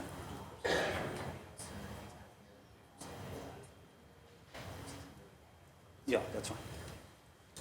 We're going to go on to the late file matters that have been added, that are now part of the agenda for the personnel orders. Mr. Clerk? First personnel order, Councilor Flynn for Councilor Baker. Chair seeks suspension of the rules and passage of this docket. All those in favor say aye. Aye. All opposed say nay. This late file matter has been passed. Second late file matter, personnel order, Councilor Flynn for Councilor Baker. Chair seeks suspension of the rules and passage of this late file matter. All those in favor say aye. Aye. All opposed say nay. This late file matter has been passed. Third late file matter, personnel order, Councilor Flynn for Councilor Fernandez The Anderson. chair seeks suspension of the rules and passage of this late file matter. All those in favor say aye. Aye. All opposed say nay. This late file matter has been passed. Personnel order, Councilor Flynn for Councilor Fernandez Anderson. The chair seeks suspension of the rules and passage of this late file matter. All those in favor say aye. Aye. All opposed say nay. The ayes have it. This late file matter has passed. Personnel order filed by Councilor Flynn. Chair seeks suspension of the rules and passage of this late file matter. All those in favor say aye. Aye. All opposed say nay. This late file matter has passed. Personnel order filed by Councilor Flynn for Councilor Fernandez Anderson. Chair seeks suspension of the rules and passage of this late file matter. All those in favor say aye. Aye. All opposed say nay. This late file matter has passed. Personnel order filed by Councilor Flynn for Councilor Fernandez Anderson. Chair seeks suspension of the rules and passage of this late file matter. All those in favor say aye. Aye. Opposed say nay. This late file matter has passed. And personnel order filed by Councilor Flynn. Chair seeks suspension of the rules and passage of this late file matter. All those in favor say aye. Aye. Opposed say nay. This late file matter has passed. Mr. Clerk, will you please read the letter from Council Baker? From City Councilor Frank Baker. Dear President Flynn, please be advised I will not be in attendance at the Boston City Council meeting on Wednesday, August 9th, 2023, due to a previous family commitment. Please ask that the clerk read this letter into the public record. Thank you, Councilor Frank Baker. Thank you. That will be placed on file. You want to do that? Um,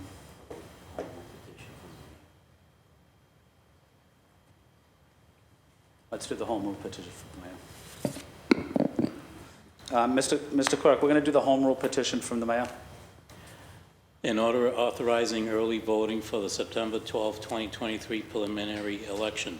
Order pursuant to General Laws, Chapter 54, Section 24B, C1, and upon the recommendation and request of the local registrars, in-person early voting is hereby approved for the September 12, 2023 preliminary election, municipal election for City Council Districts 3, 5, 6, and 7 on the following dates and times.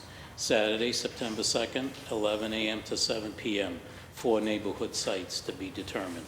Sunday, September 3rd, 11 a.m. to 7 p.m., 4 neighborhood sites to be determined. Monday, September 4th, Labor Day, no in-person early voting. Tuesday, September 5th, 9 a.m. to 8 p.m., City Hall.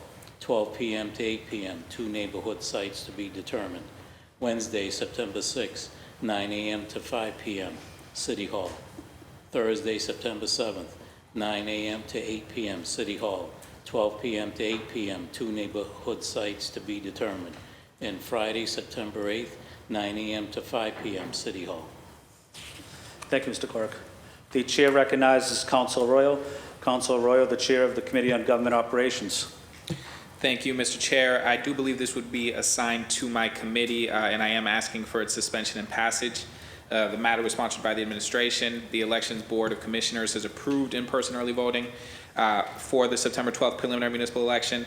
But in order for this to happen, we as a council have to approve this by August 28th. Because our next council meeting is August 30th, I'm asking us to suspend and pass it today. And so I believe in early voting. I believe in giving folks as much of an opportunity to vote as possible. And so it's my hope that we can suspend and pass this today. Thank you, Mr. Chair. Thank you, Councilor Arroyo. Before we vote, does anyone want to speak on this matter? We will take a vote on it. Councilor Arroyo seeks suspension of the rules and passage of this late file matter. All those in favor say aye. Aye. All opposed say nay. The ayes have it. This late file matter has passed.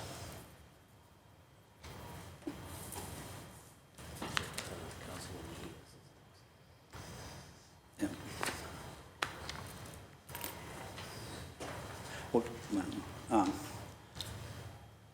Before we take a quick, brief recess, I'm just waiting on a person that's coming up into the elevator that wanted to be present during the reading of one of these dockets. So we're going to be in a brief recess for maybe 2 or 3 minutes.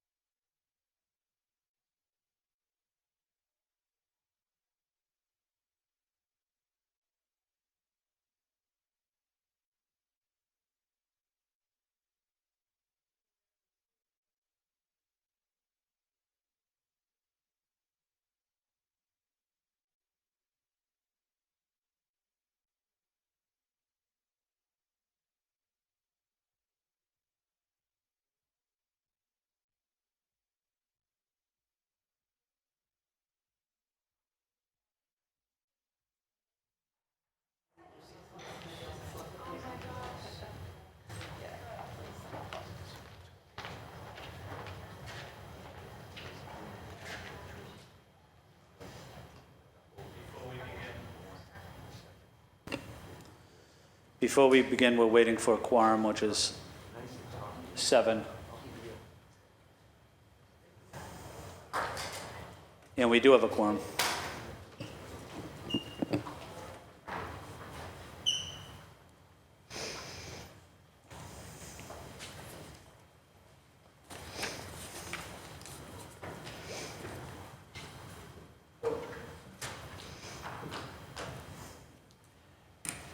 Mr. Clerk, let's do the hearing order from Councilor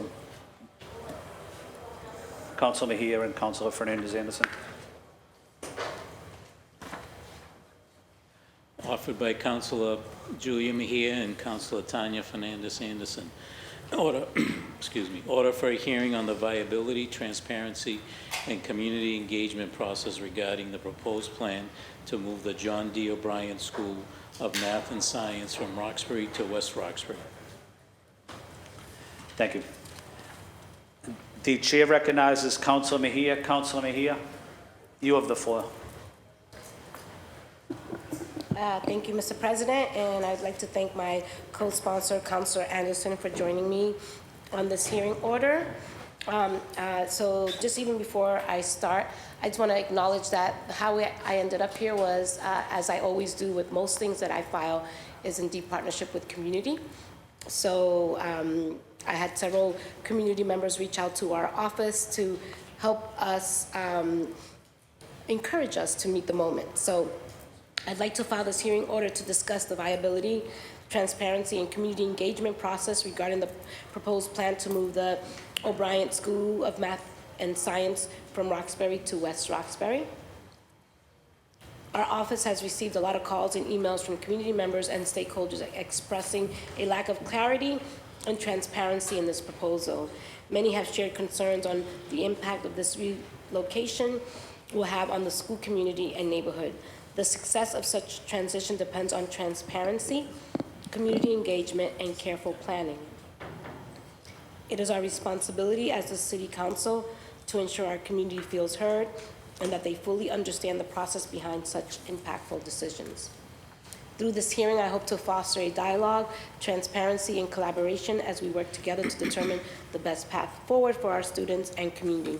And as someone who grew up in the city of Boston, working in the Boston Public School education advocacy space, you know, what I see that has been consistent is that things are always done to us without us.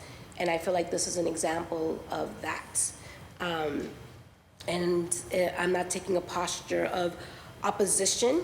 I'm really taking a posture of creating space for us to be able to bring all the stakeholders into the conversation. I have not seen or heard from parents and students who are deeply impacted by these decisions, who are now incoming 7th and 8th graders who potentially will have to transition if and when this the situation is complete. So I think it's important for us to create space for parents and students and educators to be a part of the conversation.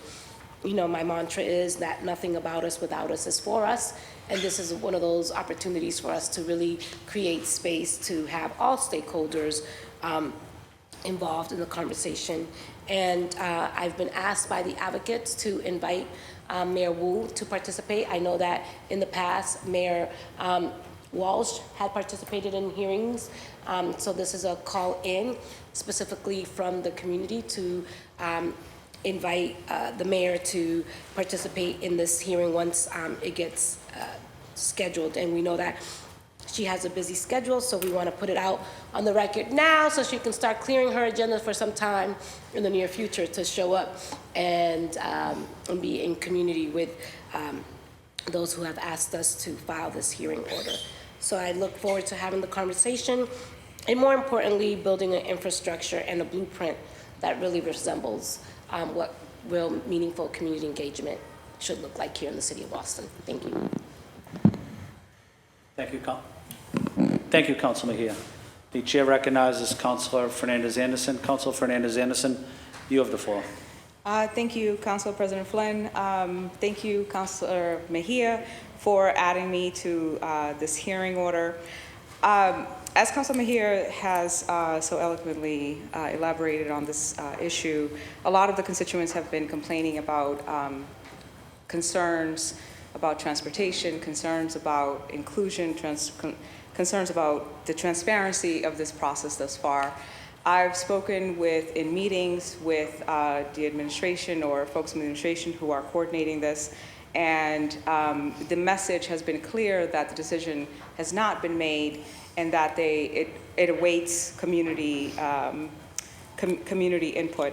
However, when I've attended the Madison Park meetings of the redevelopment of Madison Park, then administration members communicated that the decision was final to take over the O'Brien campus. So there seems to be a lot of discrepancies in terms of which decisions are final, exactly what the plans are.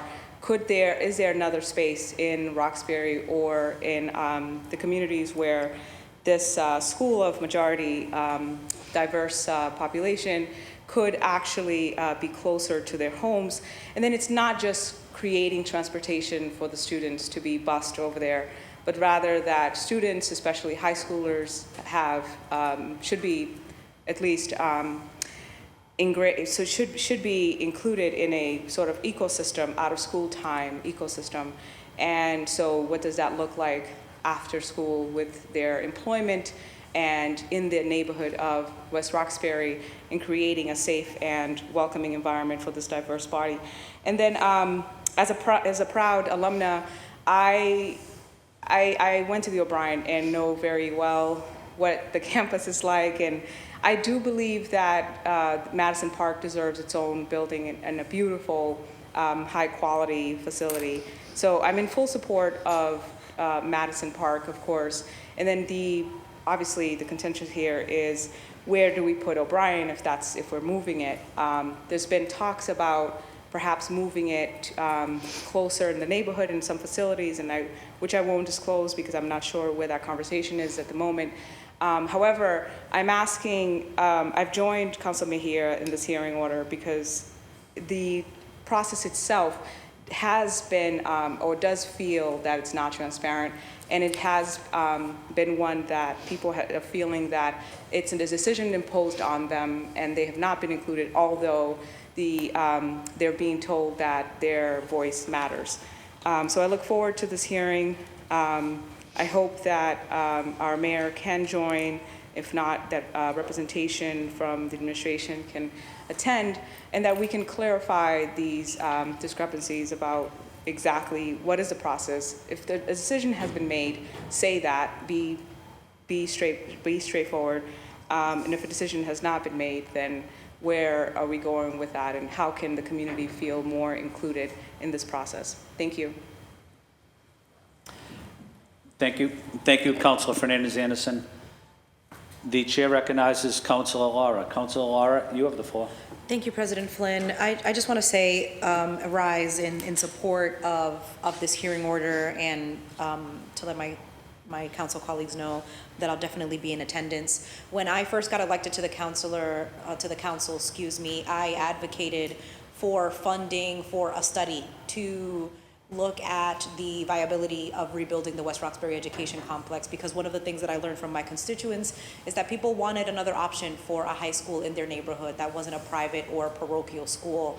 And so I advocated with the administration to make sure that we had capital funding for the study, and that study was funded, and that process has resulted in where we are right now, which is identifying that the West Roxbury Education Complex is and can be rebuilt, and the moving of the O'Brien High School.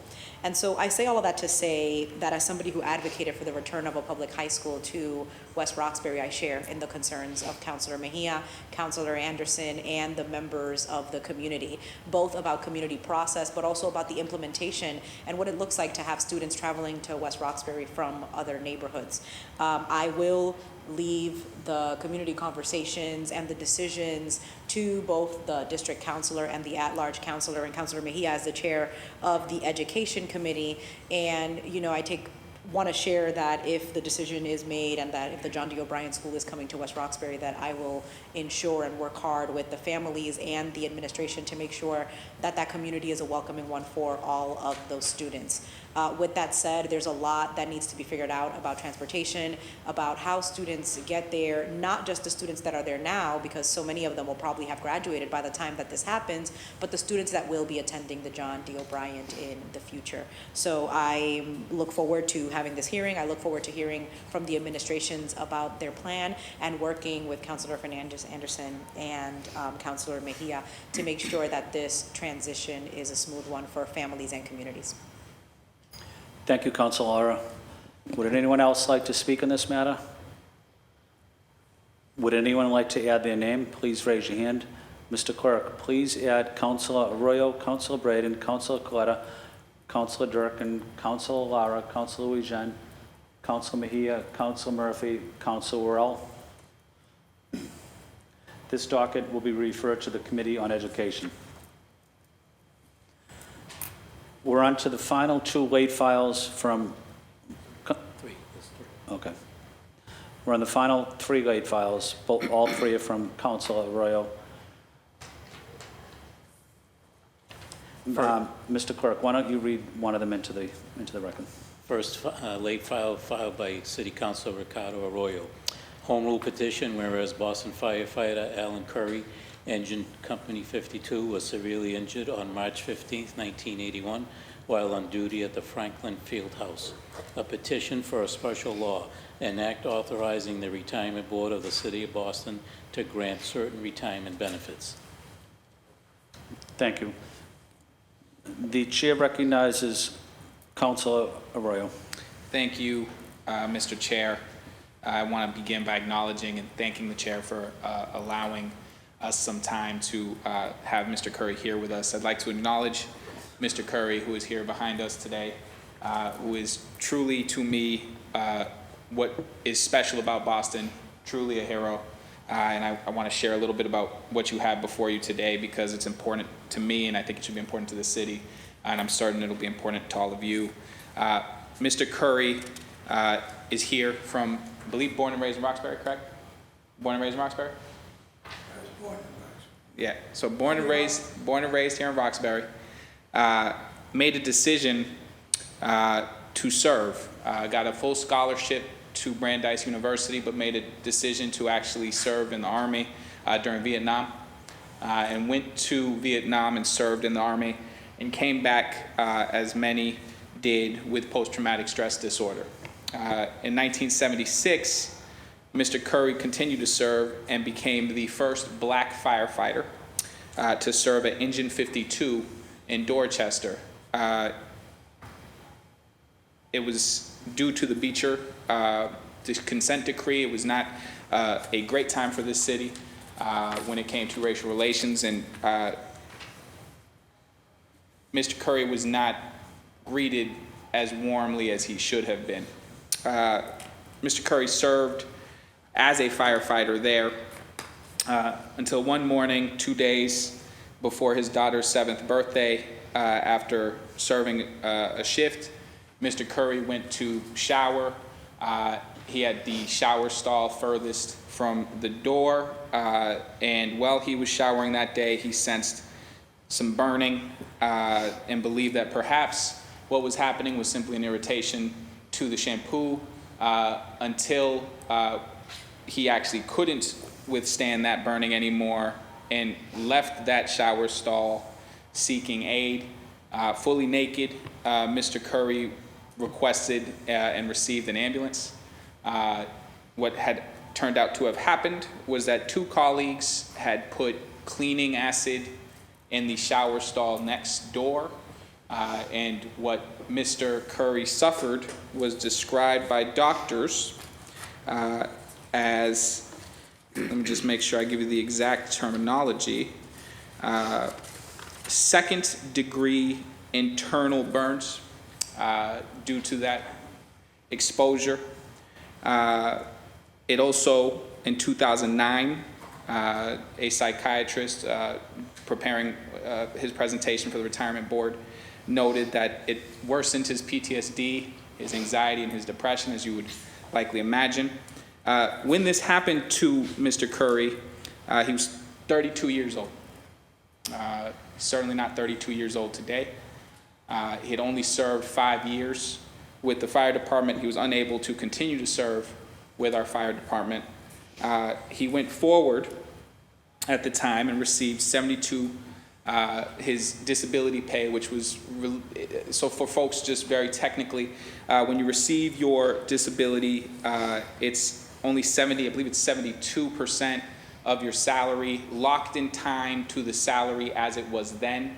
So whatever that salary was in the 1980s, that is what he has received 72% of since. There was a lawsuit that then followed.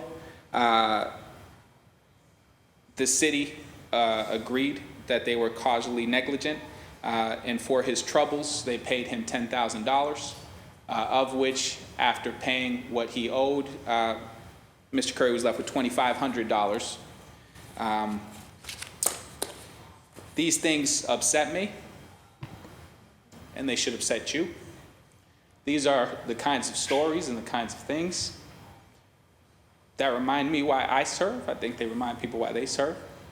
It is 2023. Mr. Curry, this is his third try. He's seeking, and I'm asking today that we give him a chance at catastrophic injury benefits.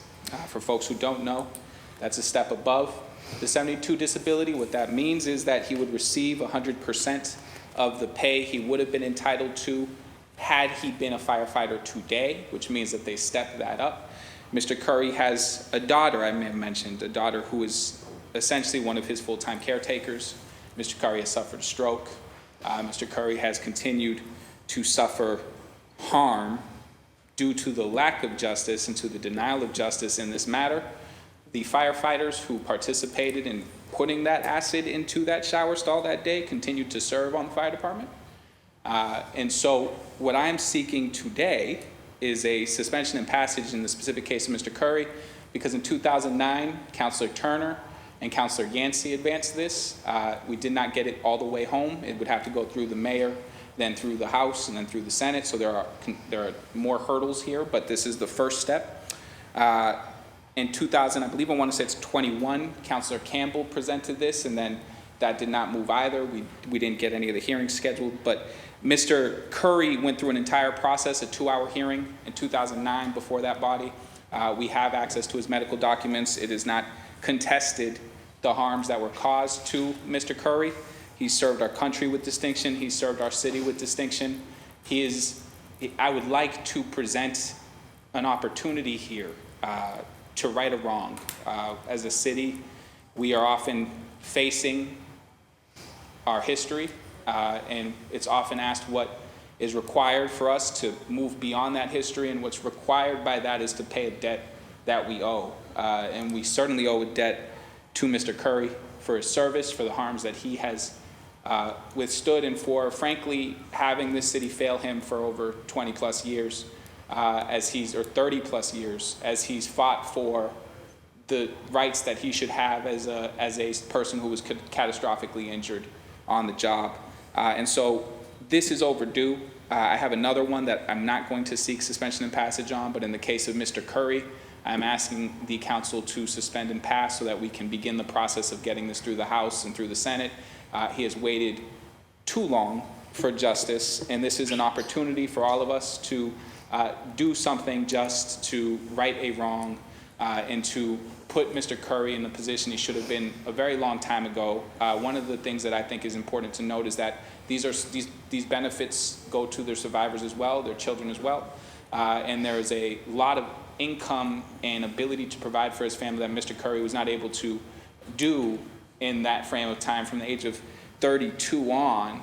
In any significant way. This has caused him financial hardship. This has caused him personal hardship, and I can't think of anyone more deserving for this to happen, and I'm grateful for this body for giving me and all of us the opportunity to move this forward. So with that, I just want to once again thank you, Mr. Curry, for all that you've endured and for your persistence. Mr. Curry was covered by the dig and there's an article, I think in 2016, you can find it. It's called Internally Bleeding.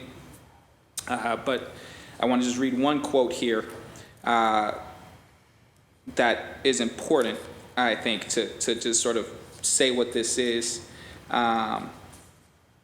After his stroke, his daughter says that Mr. Curry became much more focused and almost singularly minded on achieving justice in this moment, and that came from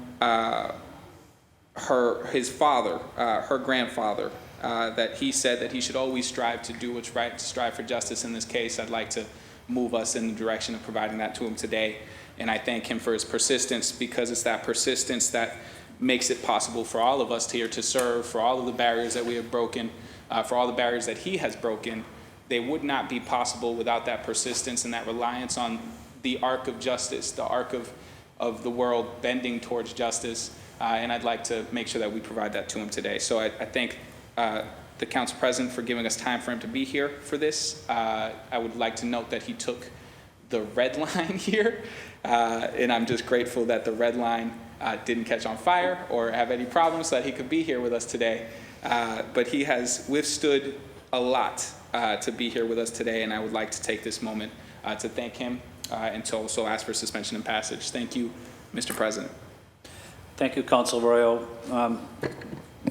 Before I open this up for discussion, I know some people are interested in speaking.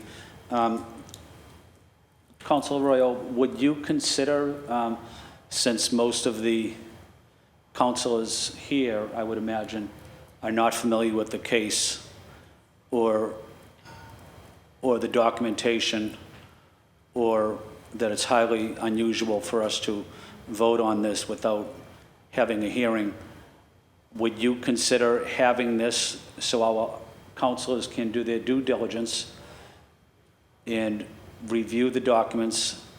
Would you consider having a hearing on this? And I ask that because I think a lot of councilors would be on record in support of this, but I think they probably want to do their due diligence in reading the documents, looking at the medical documentation, talking to the Boston Fire Department, getting any personnel records, talking to Human Resources. I think if we suspend and pass this today,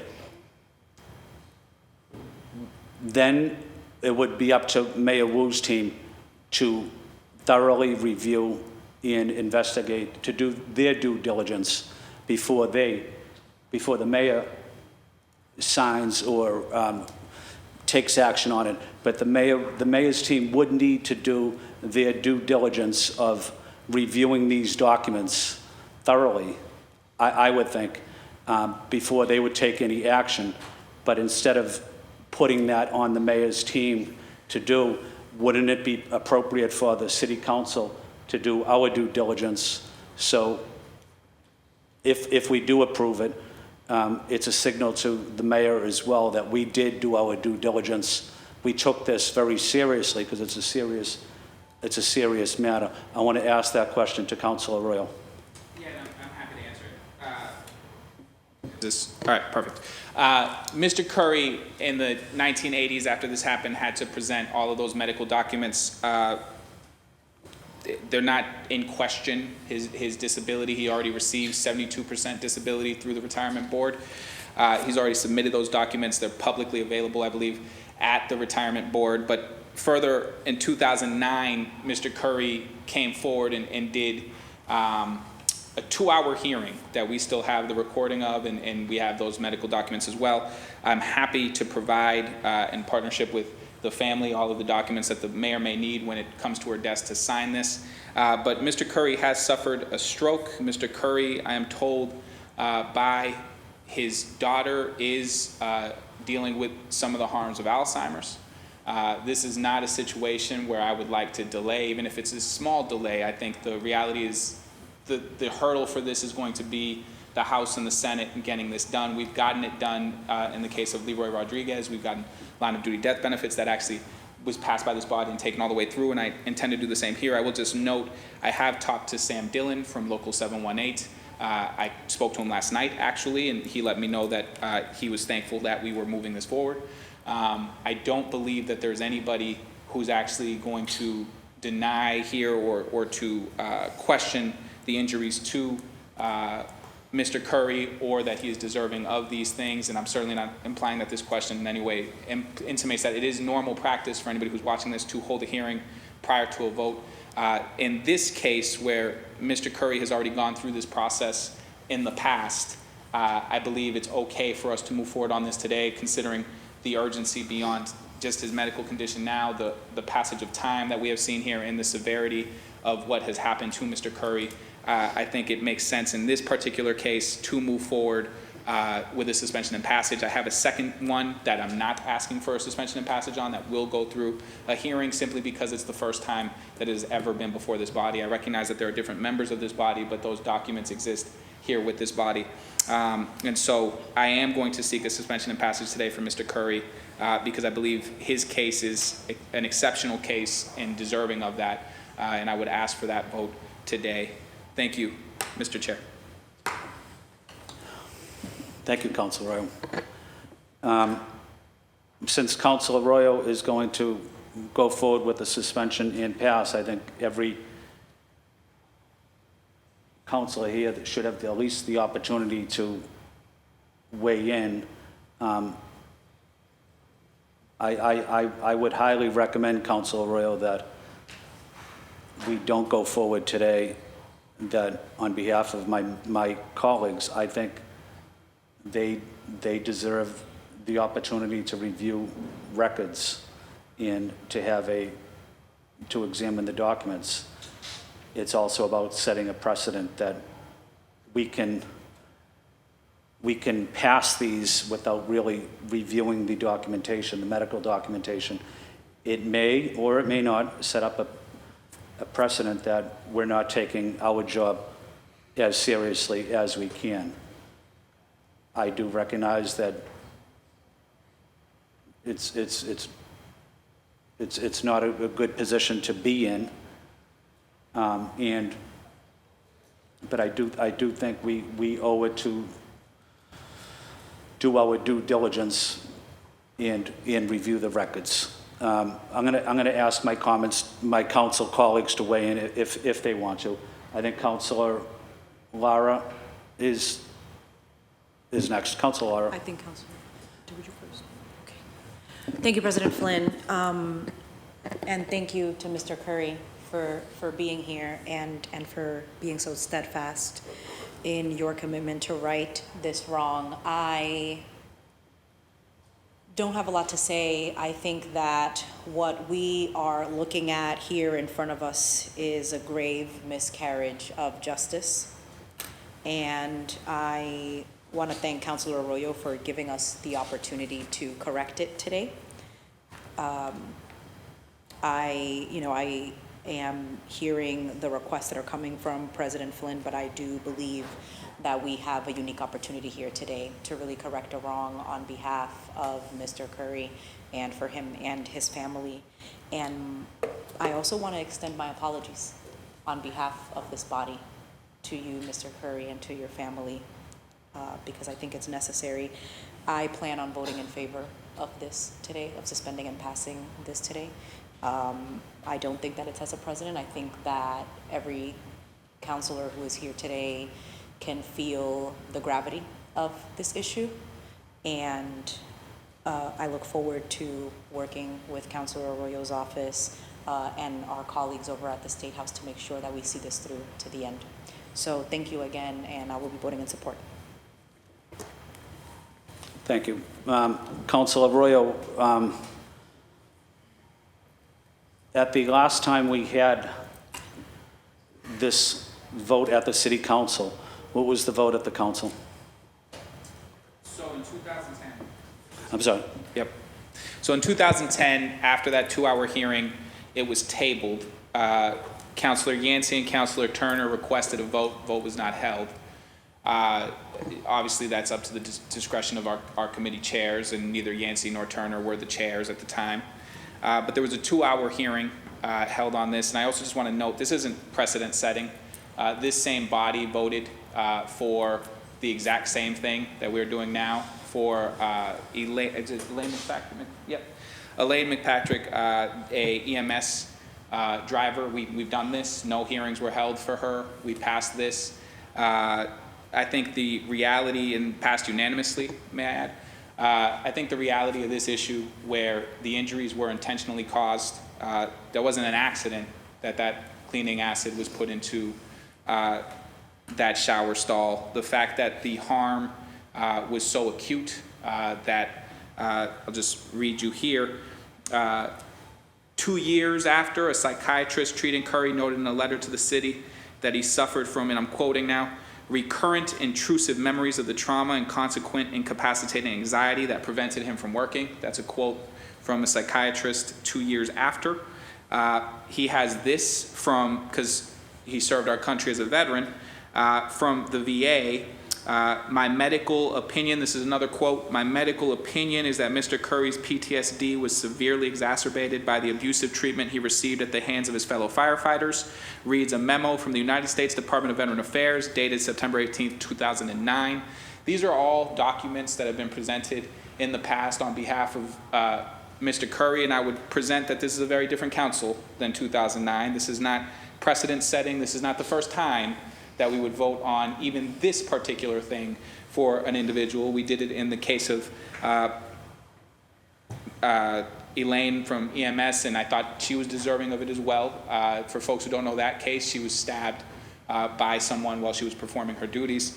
But we voted on that. I think, Councilor Durkin, by the way, congratulations on your first meeting, but had not been present yet on that vote, but everyone else here, I believe, was. I think based on all of that, based on the fact that we've had these documents before the city, we've had this process, the fact that these were intentional acts, the fact that the city has admitted to negligence in the instance of his damages, the fact that he has gone now 3 decades without justice in this case, and the fact that the mayor's office would still have to sign this document when it's sent to them, it would still have to make it through the State House, it would still make it through the Senate, and it would have to get signed by the governor. I don't believe that there's any real reason to delay this any longer for Mr. Curry based on his age, the just horrendous nature of how this occurred, and the harm that he really has suffered, and the fact that I would just note the lack of action is harmful. There's a piece of this where for people of color, for people who are marginalized, when there has been a harm done to you and there is a delay in the receiving of justice, that days that go by where you don't know if you're going to receive justice, the days where you have to reflect on the fact that justice has not been done, and the fact that Mr. Curry has had to live with the very real reality that he may pass away before justice is done and before he receives the benefits that he should receive for him and his family. I think that that is an additional harm, and that continuing to withhold this from a vote would contribute to additional harm for Mr. Curry, which I have no interest in doing. And so I am again asking for suspension and passage, and I am asking for your support as a body. These documents are readily available. There is no question of these injuries. There's no question of what the city has done and not done in this case. It did not go to a vote simply because the committee chair at the time did not bring it for a vote. There was a vote requested by Turner and Yancey. Thank you. Councilor Arroyo, what would be the harm then waiting? If you have the documentation in front of you, what would be the harm in giving every colleague the opportunity to read it and then have a vote at the end of August? With all due respect, have a city council hearing and then vote on it at the end of August. With all due respect, Mr. Chair, I don't believe Mr. Curry deserves that delay. I feel like I've been pretty clear in my view on this. I think the body likely would like to chime in on this as well, but Mr. Curry is someone who has served this country with distinction. He has waited more days than he should have ever had to wait for justice in this case. I see no reason to delay it, even if it is for a single more day. I don't know why we would do that if the outcome will be the same. Then Councilor Roy, why are you bringing it up now? Why because it's overdue. Why didn't you bring it up 5 months ago, Councilor Royal? Because it's overdue, and I'm bringing it up today. I know you're bringing it up today, but why did you wait so long to bring it up? Frankly, because we received, if you want to know the truth, I'm probably the only person, I think, on the council who's done these We did Leroy Rodriguez, who's a firefighter who died on the surgery table from an accident, an injury he sustained on duty. His wife reached out to our office, and we immediately took care of that. We passed that, we moved that all the way through. He's now receiving, his family is now receiving the death benefits, in line of duty death benefits they should have received at that time. That issue was brought to me by both Local 718 and Ms. Rodriguez, who is a constituent. We had a second phone call from the other home rule petition that's before you today, and I'll give them their own space. His widow is here as well, Pamela Thompson, thank you. Ms. Thompson reached out to my office and requested aid because her husband also should have received line of duty death benefits, and we'll go into that story. When my staff brought me that, I said, of course we're gonna move on that, but I had this nagging memory of Councilor Campbell in my first term raising Mr. Curry's issue. And I said to my staffer at that time, my policy director, what happened with that case and why have we not moved on that case? And then he brought it back, said we didn't make any action on it. And I said, if I'm going to provide this for Ms. Thompson, I've provided for Mr. Rodriguez, while I'm here on this body, I'm going to do what I can to move this for Mr. Curry. And so since you asked, the reason is, frankly, we receive a number of different things that come within our purview. Mr. Curry's story was always so powerful that it remained with me that had happened, but I wasn't certain whether or not it had passed in the last term. And so once I received a call from another widow of a hero with the fire department, I asked my staff to look up this case and to see what happened with this case. And when I realized that this case had not moved, I said, absolutely not. I don't care if it's a late file. If the family is willing to put up with this process one more time, I'm going to do this. Once the family signed off on this, I then moved forward with it, spoke with the president of 718, Sam Dillon, said, hey, I'm moving these two things. How do you feel about that? He said, we're really grateful and appreciative that you're doing that. He was going to make an attempt to be here today. I'm not sure he was able to be here today. I don't really understand the issue with moving this forward, nor, frankly, do I care. And so from the standpoint of where I am, there has been an injustice caused to Mr. Curry that has existed for decades, an injustice that I am now in the position to put forward before this body of elected officials to remedy, a situation that I would ask you to remedy, that I believe my council colleagues have the right to be heard on, but I truly do believe that this is frankly a no-brainer, that we have received his medical information now in a multitude of ways that the mayor is able to, and I'm happy to provide, once this passes us, all of those documents. I don't believe we're holding anything up at this time would make any difference in the ultimate outcome, but I do think it would make a big difference to pass this today for Mr. Curry, who has joined us here today, who has suffered a stroke, who is suffering from the effects of Alzheimer's, and who does not, frankly, have the luxury of time. And so to answer your question... No, you answered it. Councilor Arroyo, is the mayor's office on board with this? I don't know. I mean, we'll find out when we send it up to the mayor, but I think right now my only concern is whether or not the city council is on board with it, which is why I'm asking for a suspension and passage so that we can begin the process of remedying this for Mr. Curry. Thank you. The chair recognizes Councilor Fernandez-Anderson, then I'll go to Councilor Murphy. Councilor Fernandez-Anderson. Thank you, Council President Flynn. First, thank you for your kind words earlier. Definitely will keep you updated as to the news with my son. I appreciate that you have a lot of love and support for veterans. I wanted to thank my council colleague, Ricardo Arroyo, for filing this and for you prefacing it with the story and for just really breaking it down to the point that, again, you're bringing all the information that we need about Mr. Curry's situation. You then have given comparisons to other times that we voted on this, people in this body that are present right now.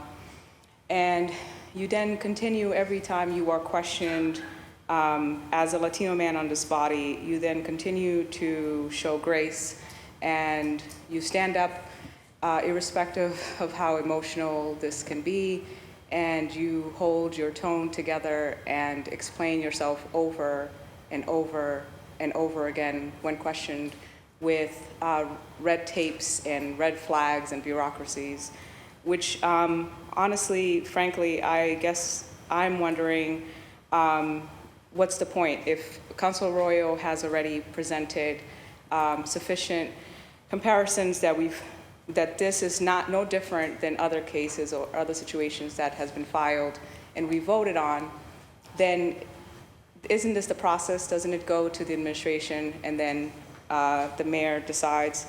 So, and I wanted to address Mr. Curry and family. I went over there because I know that it must be difficult to sit here and sort of add to injury or listen to this all over again.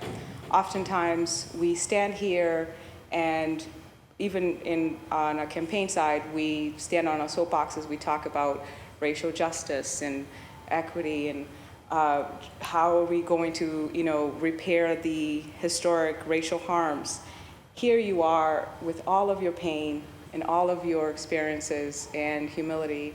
You stand here and you've gone through the process, which I'm sure was not presented yesterday. You didn't email yesterday, it took time. And then you've gone through all of the abuse, the racism, and obviously a death attempt on your life. And you've been abused and mistreated and misrepresented, and then mistreated again when you didn't get proper benefits. Some folks here may stand up and talk about bureaucracies because they have to uphold what the powers that be wants them to do. And it's unfortunate because that's how some politicians move. But I'm here to tell you that although I respect Councilor Flynn for his need for bureaucratic process, most of us here support you, and you will see that when it gets to time to the vote, that most of us will vote in favor of this. Again, thank you, Councilor Arroyo, for your disposition in handling this with so much patience and grace.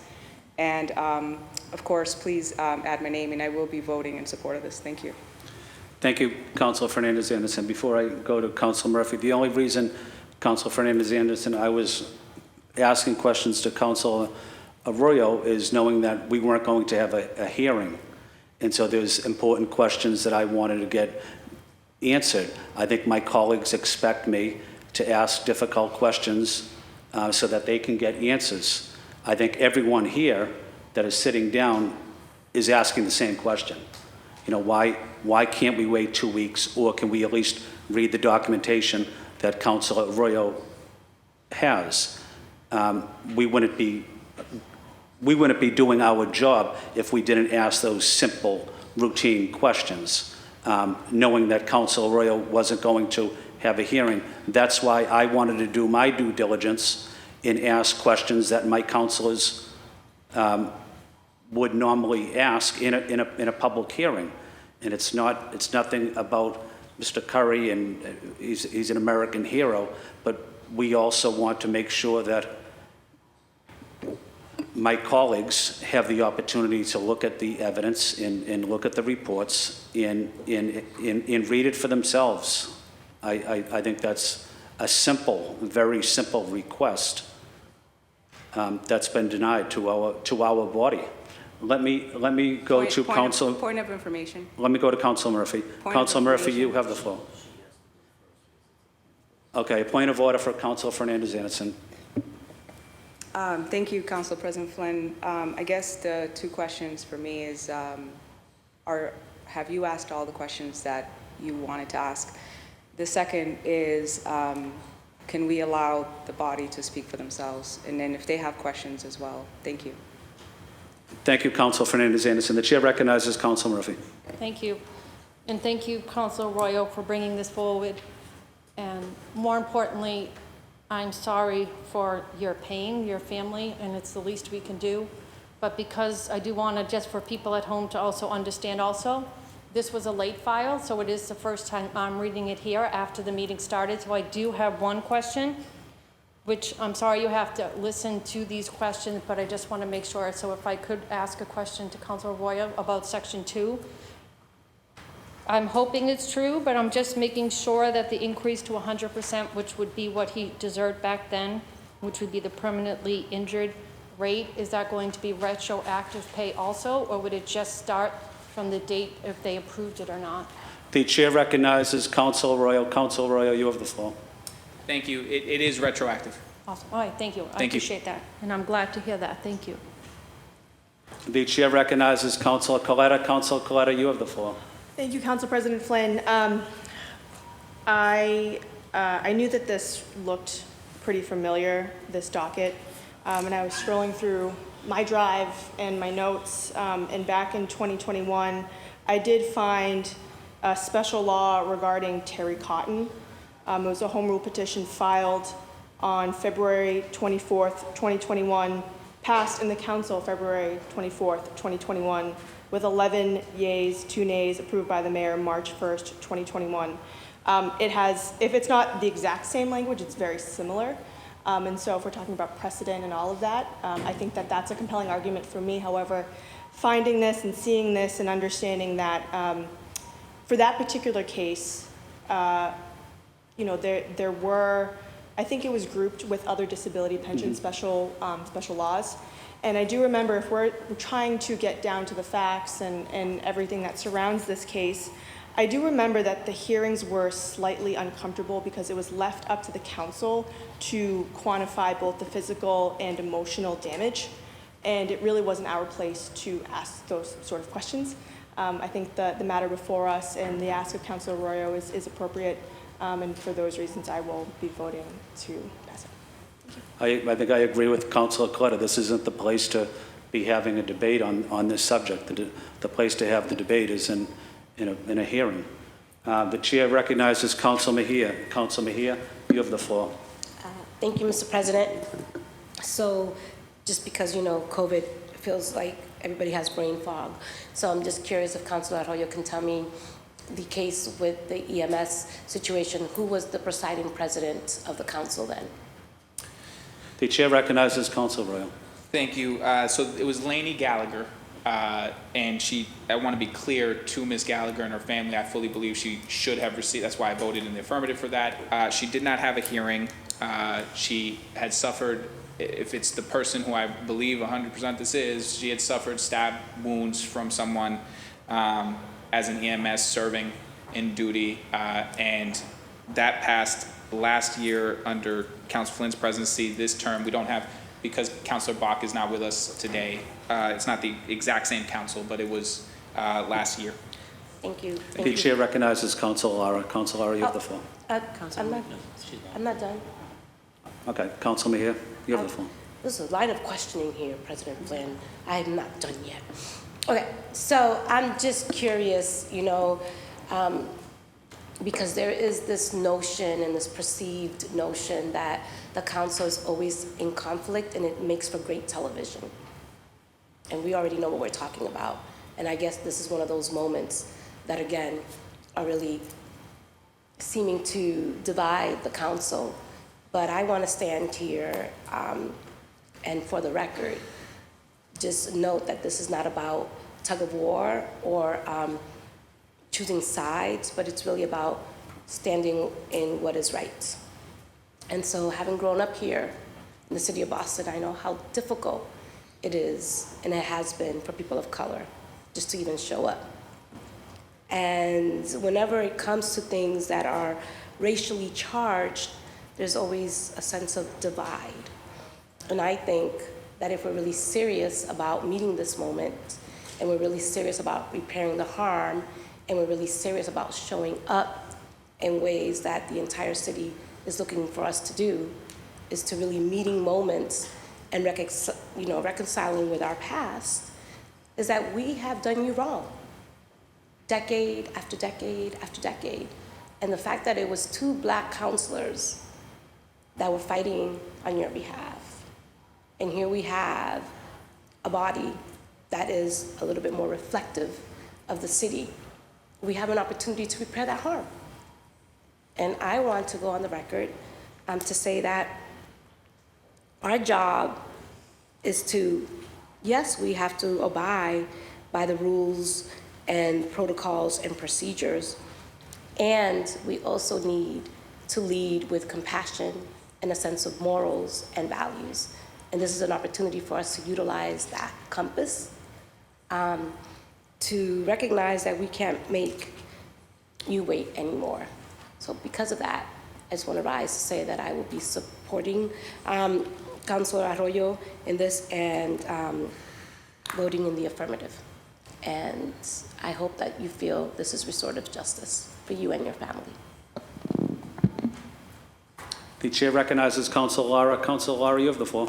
Thank you, President Flynn. I think given that this body has voted on moving these kinds of home rule petitions forward before without a hearing, I would like to call the vote. Before other colleagues have the opportunity to speak, Councilor Lara? The chair recognizes Councilor Lara. No, I just would like to call the vote, President Okay. Flynn. Does any other councilors like to speak on this issue?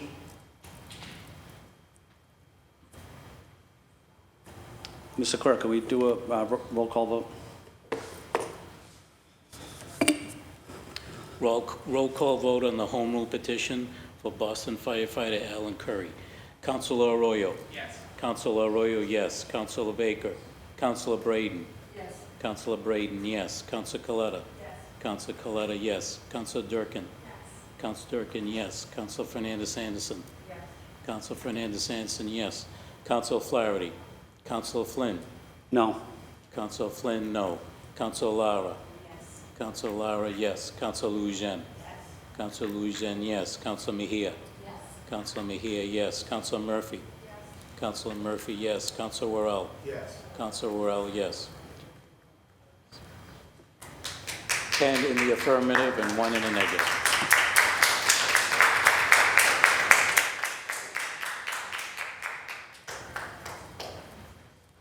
Thank you, Mr. Clerk. This docket has passed. Can we do the final late file for Councilor Arroyo? He is 2. He is 2 late. Okay, 2 late files for Councilor Arroyo. Late filed by Councilor Ricardo Arroyo, home rule petition. Anthony Thompson, a former firefighter of the city of Boston, died as a result of injury sustained while performing the essential duties of a firefighter. Petition for a special law, an act providing certain death benefits for the widow of a former firefighter of the city of Boston. The chair recognizes Councilor Arroyo. Thank you, and this will be a little faster. We will have a hearing for this, as this is the first time this has ever been before the body, period.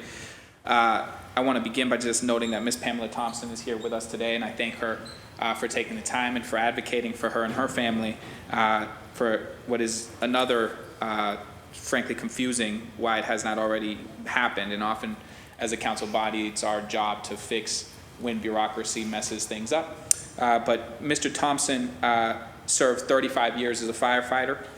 He left behind his widow, Ms. Thompson, but also 3 children. His youngest daughter on her way to medical school, and his son Jared, who would like to follow in his father's footsteps. This home rule petition is regards Mr. Thompson, Anthony Thompson. He passed in March of 2020, and the family intends to petition the retirement board in the state to receive Section 100 benefits, which is line of duty death benefits, which would allow the family to receive an annual pension or salary that would have been paid. This section also allows for firefighters or children of firefighters to be placed on a priority list. Mr. Thompson's son, Jared, would like to follow in his father's footsteps as a firefighter, and I commend him for that. I'm going to read, just as something that'll go, and you'll all have these with you, a letter from the Boston Retirement System dated April 7th, 2023.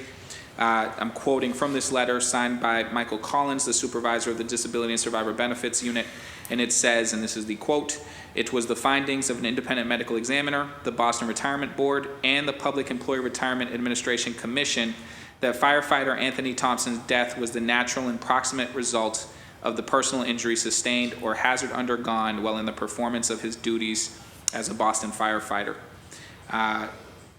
He passed due to the exposures of carcinogens and other hazardous materials while in the performance of his duties as a uniformed member of our Boston Fire Department. To me, that is a line of duty death. I believe his family should receive line of duty death benefits or Section 100 benefits, and that is why we are moving this forward. I'm grateful to Ms. Thompson for reaching out, essentially cold calling my office as her counselor for assistance in this matter. I'm grateful that she took the time to do that. I'm grateful for her being here today, and most of all, I'm grateful for her sacrifice of her family and the ways in which they have served this city. And so I'm seeking that this be assigned to government operations. We will have a hearing on this moving forward. I have spoken to Sam Dillon and Local 7198 on this as well, and they are supportive. I think this is a situation where, for whatever reason, our Boston retirement system is not classifying members of our fire department who die of cancers caused by serving as firefighters line of duty death benefits, but I believe they should. And so that is something that we will have a hearing on, and if required, a working session. That's it from me over here. Just gonna file this, and hopefully we get this through this body in the future. Thank you. Would anyone like to speak on this matter? Would anyone like to add? The chair recognizes Councilor Fernandez-Anderson. Councilor Fernandez-Anderson, you have the floor. Thank you, Council President Flynn. Thank you, Councilor Royo, for filing this, and just wanted to recognize Mrs. Thompson for all of your hardship, and my deepest condolences for your loss, and as well as the experiences here. I look forward to supporting this and connecting with you with whatever I can do and be of support. Thank you. Thank you, Councilor Fernandez-Anderson. For those that would like to sign on, please raise your hand. Mr. Clerk, please add Councilor Braden, Councilor Coletta, Councilor Durkin, Councilor Fernandez-Anderson, Councilor Lara, Councilor Louisiane, Councilor Mejia, Councilor Murphy, Councilor Worrell. Please add the chair. This late file matter will be referred to Committee on Government Operations. The final late file matter from Councilor Arroyo. Late file matter from Councilor Ricardo Arroyo, resolution in support of Medicare for all. Whereas the current healthcare system in our Commonwealth and across this country places unnecessary barriers to accessing affordable healthcare coverage. Be it ordered that the Boston City Council supports the efforts of the legislators in the state legislature and the U.S. House and Senate to create a Medicare for all single-payer healthcare system to ensure that every resident has a right to quality, accessible, and affordable health care. Chair recognizes Councilor Arroyo. Thank you, Mr. Chair. And I just want to add Councilor Lara and Councilor Braden as original co-sponsors. Hearing no objection, Councilor Lara and Councilor Braden are added. The chair recognizes Councilor Arroyo. Thank you. An act establishing Medicare for all in Massachusetts is being led by Senator Jamie Eldridge, and its counterpart in the House is being led by Lindsay Sabadosa and Denise Garlick. Would create a single-payer healthcare system here in the Commonwealth of Massachusetts. Healthcare is a right, should not be a privilege, but for many it is not accessible. The dockets before the legislature would address rising healthcare costs and access to quality healthcare here in the Commonwealth. Recent data from the Massachusetts Health Policy Commission found that high deductible plans for commercially insured residents jumped from 16% to 43% between the years of 2013 and 2021. Establishing a single-payer healthcare system in the Commonwealth would not only address those costs, but would save the state 29% that it currently spends on healthcare costs, while eliminating medical debt and the burden that those rising costs put on small businesses and families here in the city of Boston. Healthcare in this country is well behind other countries. I think we all know that, but also when we're talking about the general need for access to quality health care, it's probably never been higher. And so as we move forward, I'm asking for a suspension and passage on this resolution in support of Medicare for all or single-payer health, because I believe that it not only serves directly to make our values true on this, that healthcare should be a right, not a privilege, that it serves to make that more accessible and more true, but that it also is smart policy that saves on costs in both the short term and the long term, and that it is better for the health, not just of individuals in our communities, not just for the health of the Commonwealth as a whole, but for the health of our fiscal budgets and the ways in which we are trying to move forward. Thank you. Thank you. Would anyone else like to speak in this matter?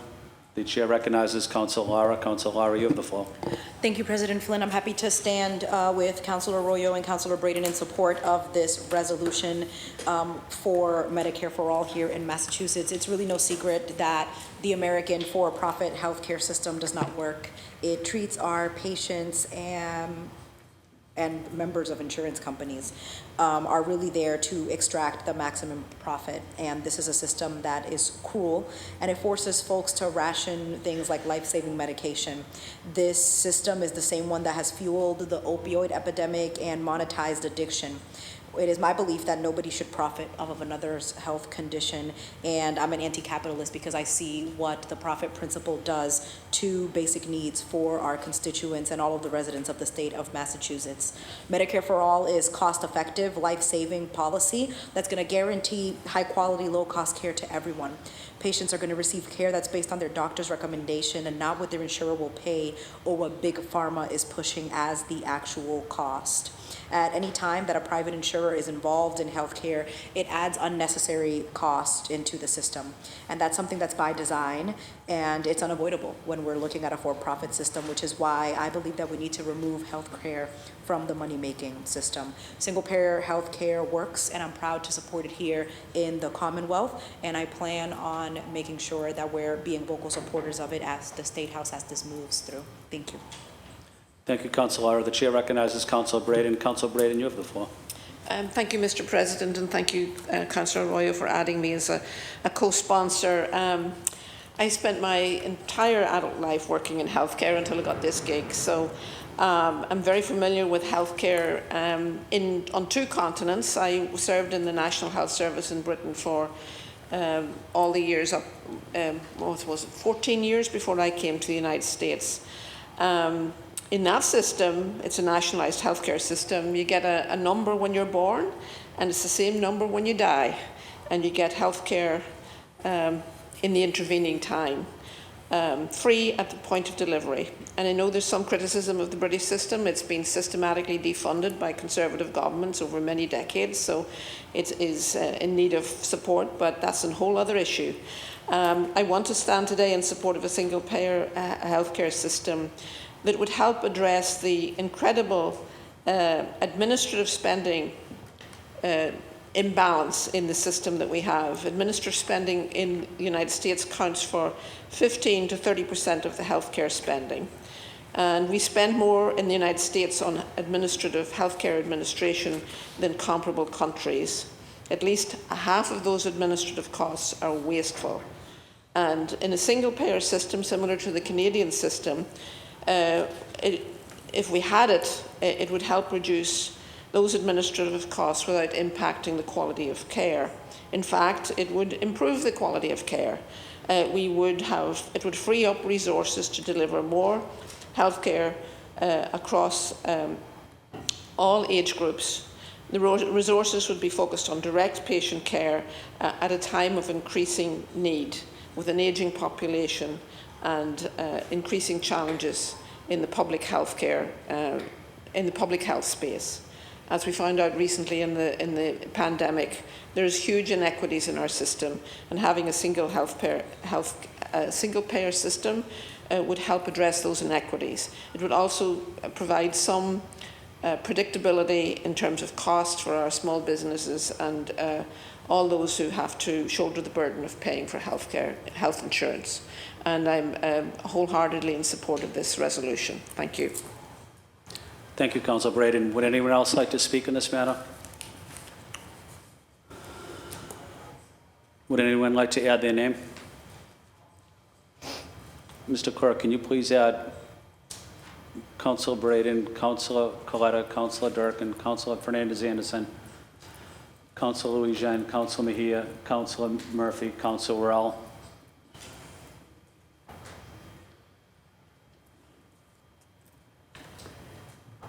The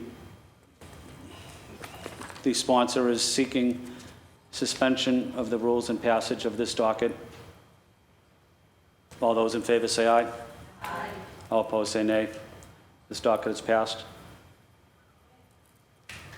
Mr. Clerk, we're on green sheets. Yes. Anyone wishing to pull the green sheets may do so at this time. Councilor Worrell, you have the floor. Thank you, Council President Flynn. I'm looking to pull docket number 1133 and 1134 from pages 3 and 4 from the green sheets. Thank you, Councilor Worrell. Mr. Clerk, can you read those dockets into the record, and then we'll take a vote by the committee to ensure that they're properly before the body? Docket number 1133. I transmit herein for your approval in order to reduce fiscal year 23 appropriation for the reserve for collective bargaining by $1,705,142 to provide funding for the Boston Public Schools for the fiscal year 23 increases contained within the collective bargaining agreements between the Boston Public Schools and the Boston Association of School Administrators and Supervisors. And docket number 1134. I hereby transmit a supplemental appropriation order for the Boston Public Schools Department for fiscal year 23 in the amount of $1,705,142 to cover the fiscal year 23 cost items contained within the collective bargaining agreements between the Boston Public Schools and the Boston Association of School Administrators and Supervisors. The terms of the contracts are September 1st, 2020 through August 31st, 2022, and September 1st, 2022 through August 31st, 2024. The major provisions of the contracts include base wage increases of 2%, 2.5%, 2.5%, 2.5% to be given in September of each fiscal year of the contract term, as well as other cost items including inclusion, reform, implementation. Both dockets were pulled from the Committee on City Services and Innovation Technology. Councilor Worrell. Yes.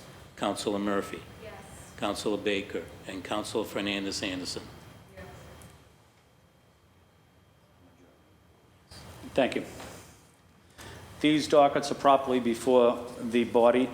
The chair recognizes Councilor Worrell. Councilor Worrell, you have the floor. Thank you, Council President Flynn. Last Tuesday, the Committee on City Services and Innovation Technology held a hearing to review the collective bargaining agreement between Boston Public Schools and Boston's Association of School Administrators and Supervisors. I want to say a special thank you to our central staff, Jeremiah Hansen, Director of Office of Labor Relations at BPS, and James Williamson, Budget Director for the City of Boston. I'd also like to thank Council President Flynn for joining the discussion. This contract ensures yearly raises of 2.5% or more, provides religious holiday policy that allows for employees of all religions to observe holidays that matter to them, flexible bereavement leave, and paid parental leave consistent with city policy. Both parties involved in the agreement have demonstrated that they believe that this contract supports the needs of all school administrators and supervisors, with the exceptions of principals and heads of school who negotiated a separate agreement. With these facts in mind, as the Vice Chair of the Committee on City Services and Innovation Technology, I'd like to move for suspension of the rules and passage of dockets number 1133 and 1134. Thank you. Thank you, Councilor Worrell. Mr. Clerk, can we do a roll call vote on 1133, please? Roll call vote on docket number 1133. Councilor Arroyo. Yes. Councilor Arroyo, yes. Councilor Baker. Councilor Braden. Yes. Councilor Braden, yes. Councilor Coletta. Yes. Councilor Coletta, yes. Counselor Durkin. Counselor Durkin, yes. Counselor Fernandez Anderson. Counselor Fernandez Anderson, yes. Counselor Flaherty. Counselor Flynn. Yes. Counselor Flynn, yes. Counselor Lara. Counselor Louisiane. Yes. Counselor Louisiane, yes. Counselor Mejia. Yes. Counselor Mejia, yes. Counselor Murphy. Yes. Counselor Murphy, yes. And Counselor Worrell. Yes. Counselor Worrell, yes. 10 votes in the affirmative on docket number 1133. Thank you, Mr. Clerk. Can we do the next docket, 1134, please? Roll call vote on docket number 1134. Counselor Arroyo. Yes. Counselor Arroyo, yes. Counselor Baker. Counselor Braden. Yes. Counselor Braden, yes. Counselor Coletta. Yes. Counselor Coletta, yes. Counselor Durkin. Yes. Counselor Durkin, yes. Counselor Fernandez Anderson. Yes. Counselor Fernandez Anderson, yes. Counselor Flaherty. Counselor Flynn. Yes. Counselor Flynn, yes. Counselor Lara. Counselor Louisiane. Yes. Counselor Louisiane, yes. Counselor Mejia. Yes. Counselor Mejia, yes. Counselor Murphy. Yes. Counselor Murphy, yes. And Counselor Worrell. Yes. Counselor Worrell, yes. 10 votes in the affirmative on docket number 1134.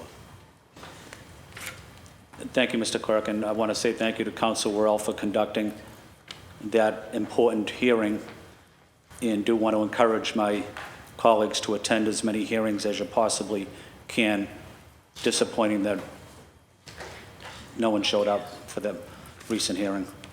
Anyone else looking to take something out of the green sheet may do so at this time.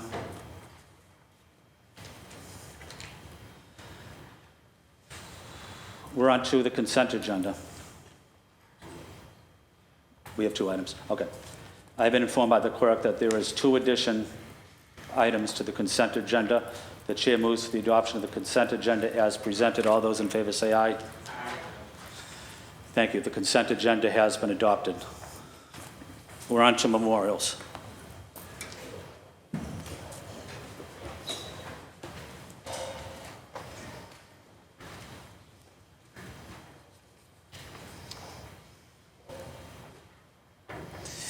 For Councilor Baker, Mary Lent, Joni Dempsey. For Councilor Braden, Adele Marie Treitko. For Councilor Louisiane, John Balatas. For Councilor Mejia, William Dilday. For Councilor Louisiane and the entire body, Charles Ogletree. For Councilor Flynn, for Councilor Louisiane and the entire body, Marie in Montrell Crispin, who's the mother and father of Boston Police Department, Deputy Superintendent and Haitian community leader, Eddie Crispin. A moment of silence, please. I would also like to add one more name on behalf of Councilor Louisiane. Zalni Manguel. The chair moves that the council adjourns today. We do so in memory of those individuals that were mentioned.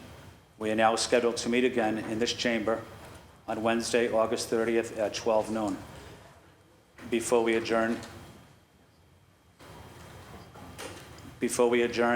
I do want to say thank you to the clerk, the assistant clerk, my city council colleagues, city council central staff, Well, they have this one already. the stenographer. All in favor of adjournment, please say aye.